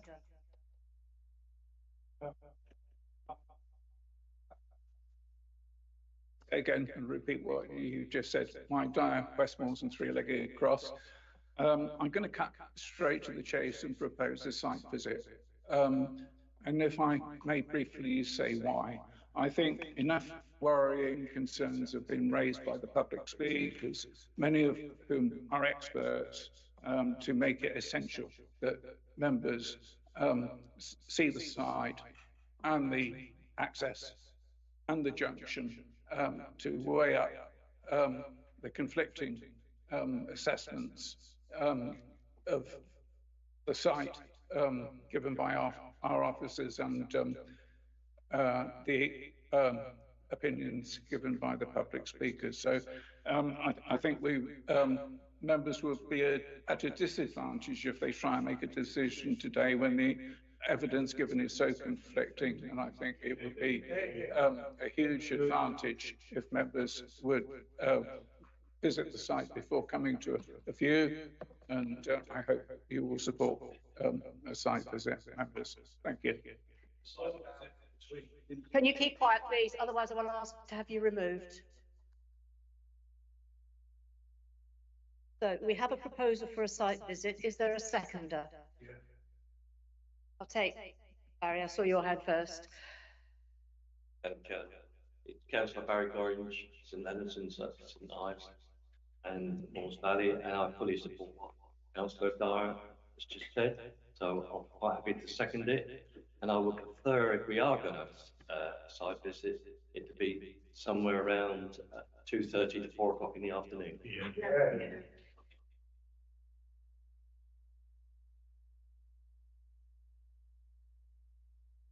I'll explain how this works. I'm going to ask members about some of the mechanics about actually doing the site visit, because we had an issue the last time we did a site visit. However, if the site visit goes ahead, then that will be the end of all debate on this application today. And no decision will be made today, so you'll have to wait until the site visit and then come back and hear the rest of the member debate. So that's how we work within our constitution.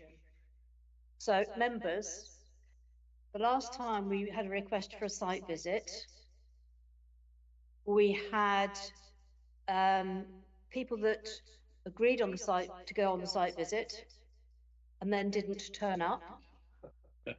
We had people that weren't to turn up at the site visit. When we came back to the committee, we were in a difficult position because we had to rerun the whole application. We also, to enable the committee to be quorate, I had to run a second site visit for an extra group of members. So when I put the motion to go on a site visit on this application, you need to be sure that you can attend the site visit, and I'll see if we can get an indication of when that might be. And you have to be able to come back to committee to take part in the debate. Okay, do we have any idea of when a site visit could be carried out?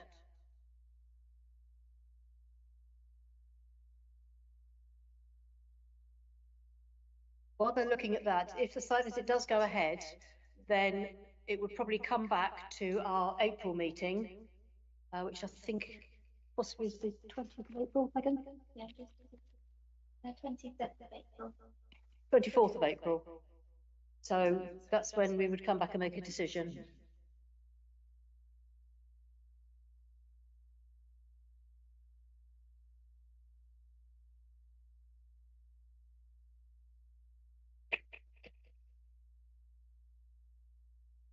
Okay, I think that's as close as we can probably get today.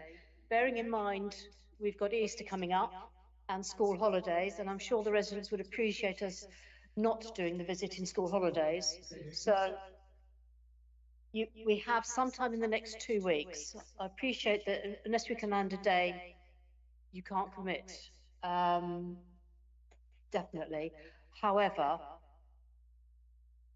it is likely to be in the next 2 weeks. We will aim to do the afternoon to meet the peak traffic time. It's been proposed and seconded. Those in favour of going on a site visit, please. 1, 2, 3, 4, 5. Sorry, can I speak first before we take the vote? To the proposal. To the site visit. Yes. Can I make you aware, Madam Chairman? No more. I said any more interruption, I'll ask you to be removed. Can we help this gentleman leave, please? Thank you.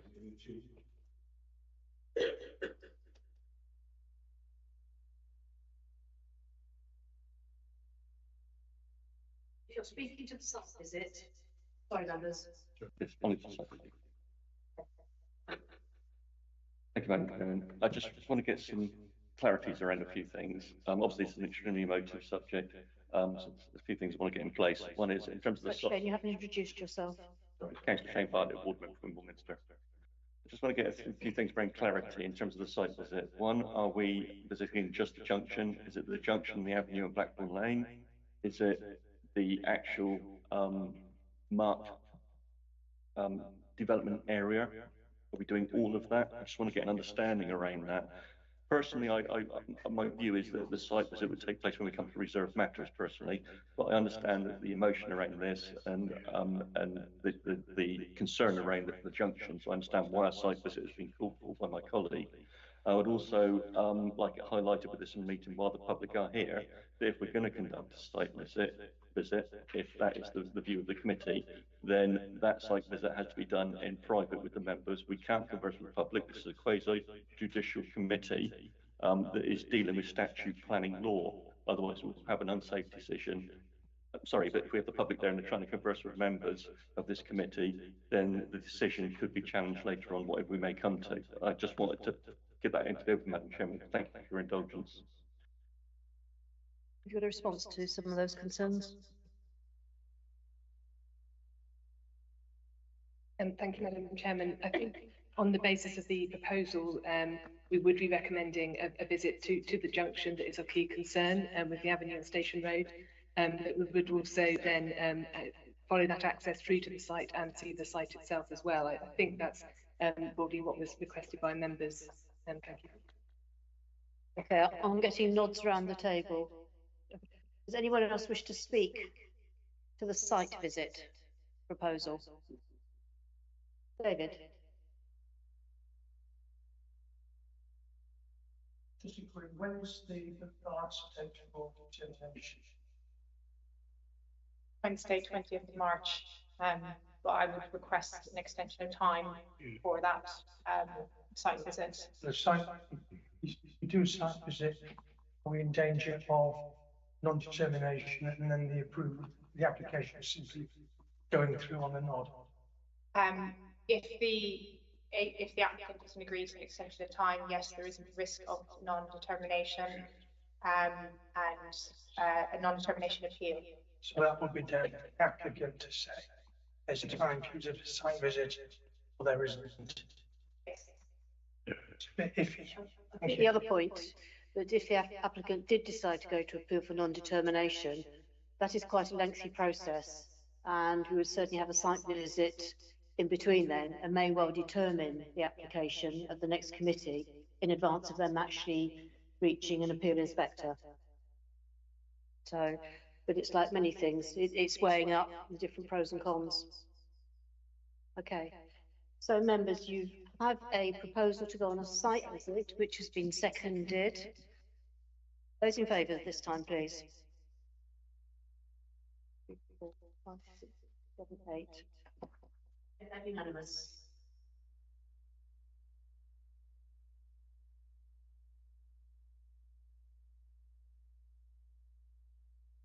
Mentioned earlier, the site visit will be solely for the members of the committee and officers. We don't speak to anybody on site, we don't speak to the applicant, we don't speak to agents, we don't speak to residents, we don't speak to other councillors, either from this authority or another authority. It is purely for the members of the committee to see the site. There'll be no debate about the merits of the site on the site visit. That will be saved for when we come back, and that we will come back and finish determining this on the 24th of April. And we will not be going through a full presentation then. We will pick up where we've left off today. But as far as today goes, that is the end of the matter on Blackfield Lane. Thank you for attending. I'm going to take a 10-minute break now. Thank you.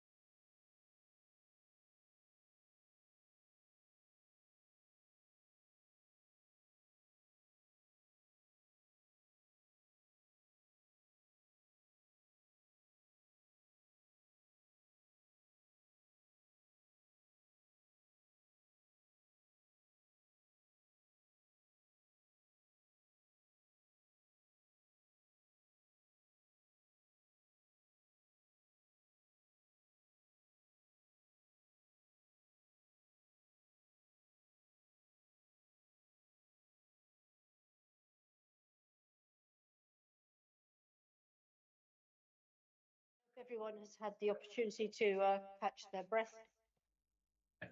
We'll move on to our next application, which is PHOU 2022-07307. That is to retain partial conversion of a garage to ancillary accommodation. Oh, yeah. And Claire Lewis is going to present this one. Thank you. Welcome to the committee, Claire. Thank you, Madam Chair. This proposal seeks to retain partial conversion of a garage to ancillary living accommodation. Both Wimborne Town Council and Dorset Council Highway Officer responded with no objection to the proposal during the consultation process. However, the Town Council did note concern over loss of parking provision. The site is located in Wimborne Minster, and the site is shown here in red. It's on the northwestern edge of town in a recently built urban extension on land just off Burton Hill, east of Crampton Road. The site lies adjacent to the Burton Hill and Merrifield Coal Hill Conservation Area, which is east of the site outlined here in blue.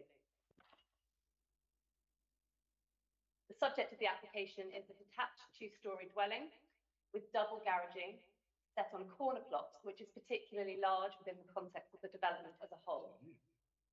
The proposed development site is one half of the existing double garage and is bordered here in yellow. The proposal seeks to retain the partial conversion of this half of the double garage to form ancillary residential accommodation. These photos show the front elevation of the main dwelling house and the front elevation of the double garage building. There are no proposed alterations to either of these front elevations. The right-hand side of the double garage is the proposed development site, and the garage door will remain as is. Therefore, there's no impact on the street scene or the character of the area, and the proposed development accords with policy HE2 of the Christchurch and East Dorset local plan. The only altered elevation is the east-facing side wall of the garage building, where a white UPVC access door was installed during construction in 2020. And the matching white UPVC window was recently installed by the current owners. Both the glazed door and window only overlook the property's own amenity space, and due to fenestration changes being ground floor only, there are no concerns regarding overlooking of neighbouring properties. Here you can see the existing and the proposed elevations and floor plans. Internally, the proposed changes are not considered development, but they do facilitate the change of use into accommodation suitable for residential use. These include a stud wall, which covers the interior view of the garage door, and then an internal access door to the central partition wall. Planning permission is required in this instance, as a condition was imposed on the reserved matters consent for the housing development, which was condition number 2. This removed permitted development rights for any development that would alter parking provision in the interests of highway safety and visual consistency. Furthermore, any material changes to the external appearance of the garage require permission because its height excludes it from permitted development rights. These photos show the parking provision for the property, which is a 4-bedroom dwelling. There's enough room to comfortably park at least 4 vehicles on the private driveway in front of the double garage, plus the additional parking space inside the left-hand garage, which would remain unaltered. Because the property would have at least 5 remaining spaces for what is a family-sized home, they're unlikely to ever need to use the available road parking for their own vehicles or even for those of their guests. So I've concluded that the loss of 1 private parking space would not have any significant impact on current road parking provision. So in summary,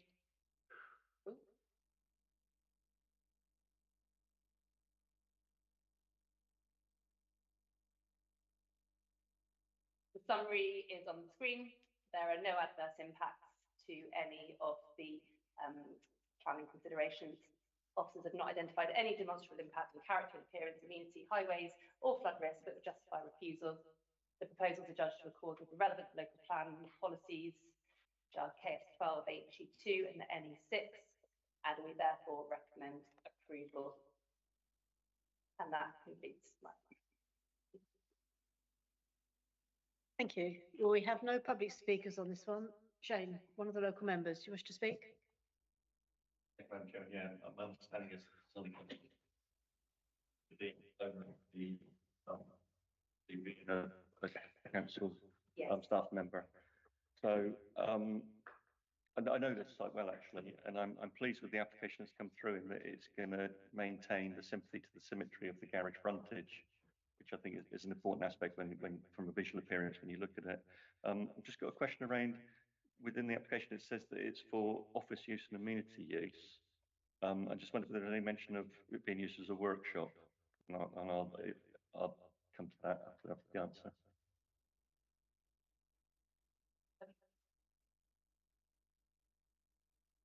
Through you, Madam Chair, because it's ancillary residential use, it could be used for any ancillary purpose in the future, but it couldn't be used for business use. I hope that clarifies. Thank you for this answer. As I say, I don't really have any objection to this application in front of us. However, is it possible to condition that the area, if it was used as a future workshop, it wouldn't be able to go past a certain decibel level, so it can become a nuisance for its neighbours? Is that possible to condition that? Because it was built as a garage, and I think that depending on its use in the future, it could become a nuisance in the future. You, Madam Chair. It wouldn't be a reasonable condition to impose, because if it's ancillary to the residential, it could happen anyway.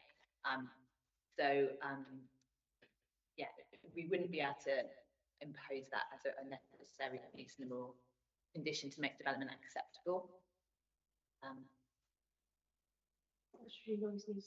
Yeah, thank you. As Kim has pointed out to me, if there is statutory noise nuisance, then obviously they can report that to the environmental protection team for their consideration.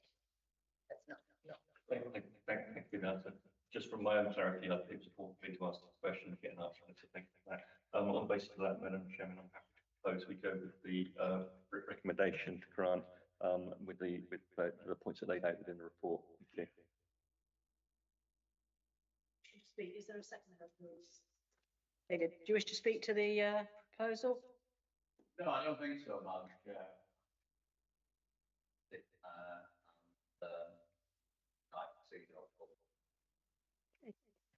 I have no one else wishing to speak, therefore I'll put it straight to the vote. Those in favour of grant as per the officer recommendation? That's unanimous. Thank you. Okay.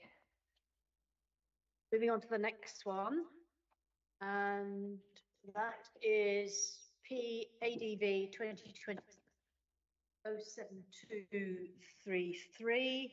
And I better slow it down to allow the officers to catch up with the presentations. And we've seen this site before, Halton Heath Garage, Wareham Road, Halton Heath. And this is for the erection of a new advertising totem pole sign. Just with us while we swap leads.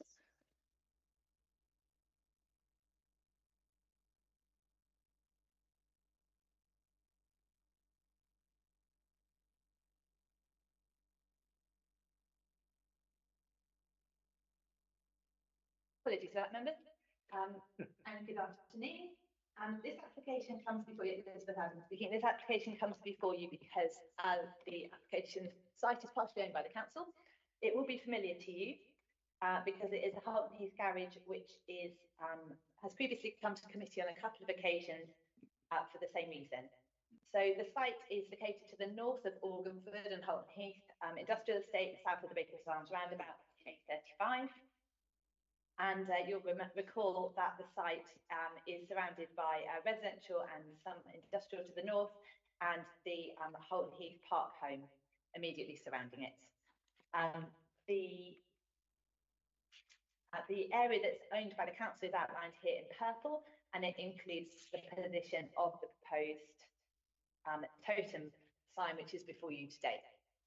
So the former shop building is seen here. Works have commenced following the planning permission that was granted by this committee for some extensions to it. And this is just a view looking beyond the site further east. As you will have seen previously, the totem pole is proposed to be sited in a verge, grass island to the front of the forecourt, and it's intended to show BP logo and fuel prices. This was the sign that you previously granted planning permission for, along with the historic signage. And the new sign is actually a bit smaller. It takes a sort of more flag shape approach, with this lowest element being about 2 meters above the finished, above floor. It's proposed that the illumination will be lower than was previously granted permission, and that follows a lighting assessment that's recommended that that the lower illumination levels could still work appropriately. It's a very similar height and constructed of steel frame and moulded acrylic as before. You can just see here that the sign won't overlap the pavement, but it will potentially allow a bit more visibility underneath than the previous advertisement. It's not considered that the sign will harm the character and appearance of the development, of the ribbon development that is alongside this highway. And the proposal we previously considered whether the parish council's request that the lighting be turned off at 9 p.m. I think it is. No, hang on, I'm going to check that. Got it here somewhere. 11 p.m. Thank you. And that's to accord with the opening hours of the petrol station. So we've maintained that as a reasonable and necessary condition to impose on this current proposal. Council's highway engineer is satisfied that it won't result in any harm to highway safety, subject to the conditions that have been proposed, which are on page 93 of your agenda, and that includes that lighting is directed away from the highway and the illumination is in line with the proposed details.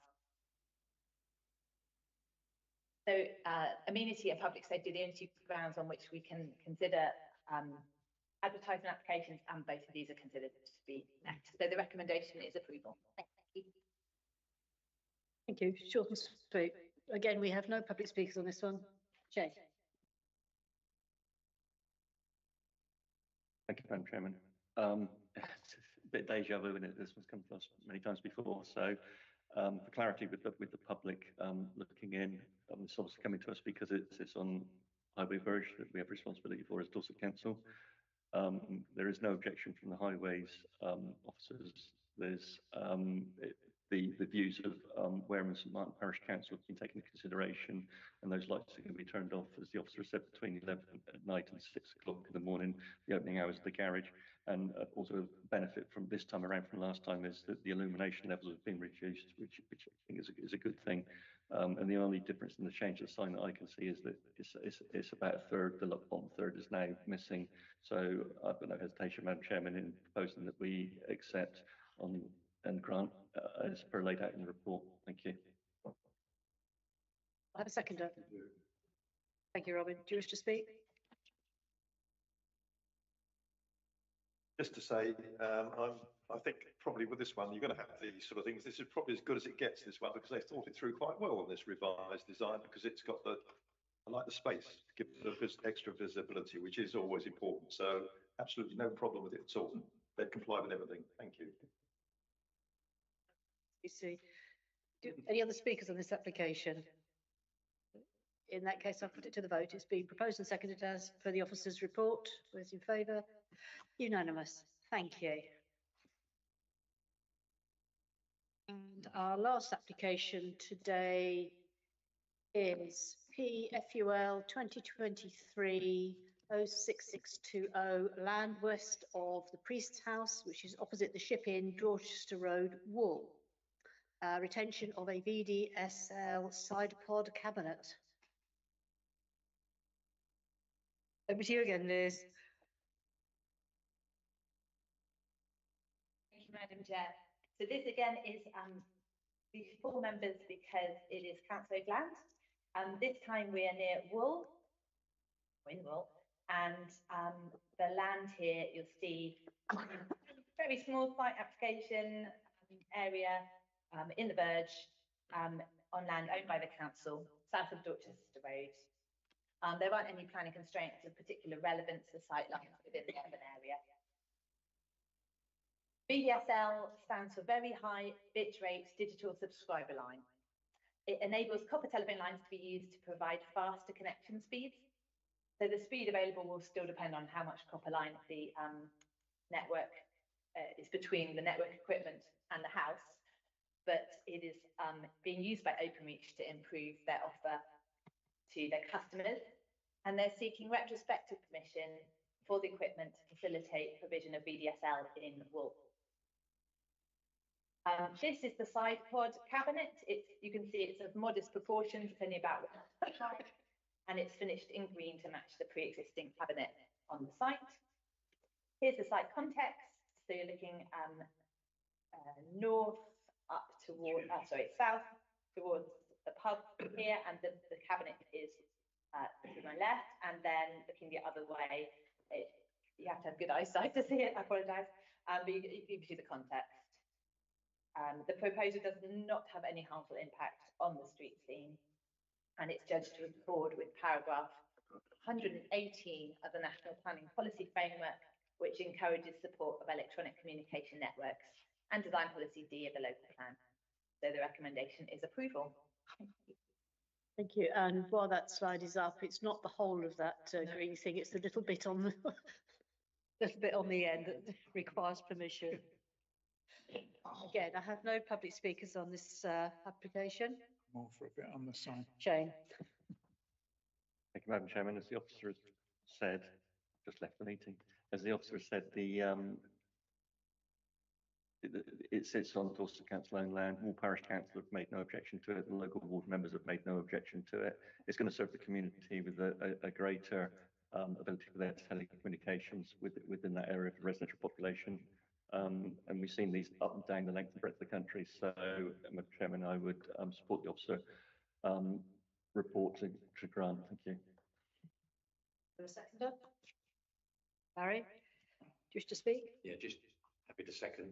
No problem at all. Anyone else wish to speak on this application? Those in favour, please, of grant as per the officer recommendation. Unanimous. Thank you all very much. Item 10 is urgent items. There are none, and there is no exempt business. So that is the end of the formal meeting. Thank you for this morning. Thank you, members. Yes, it's anticipated it's going to be the 27th in the afternoon. So we think we have a potential date for the site visit.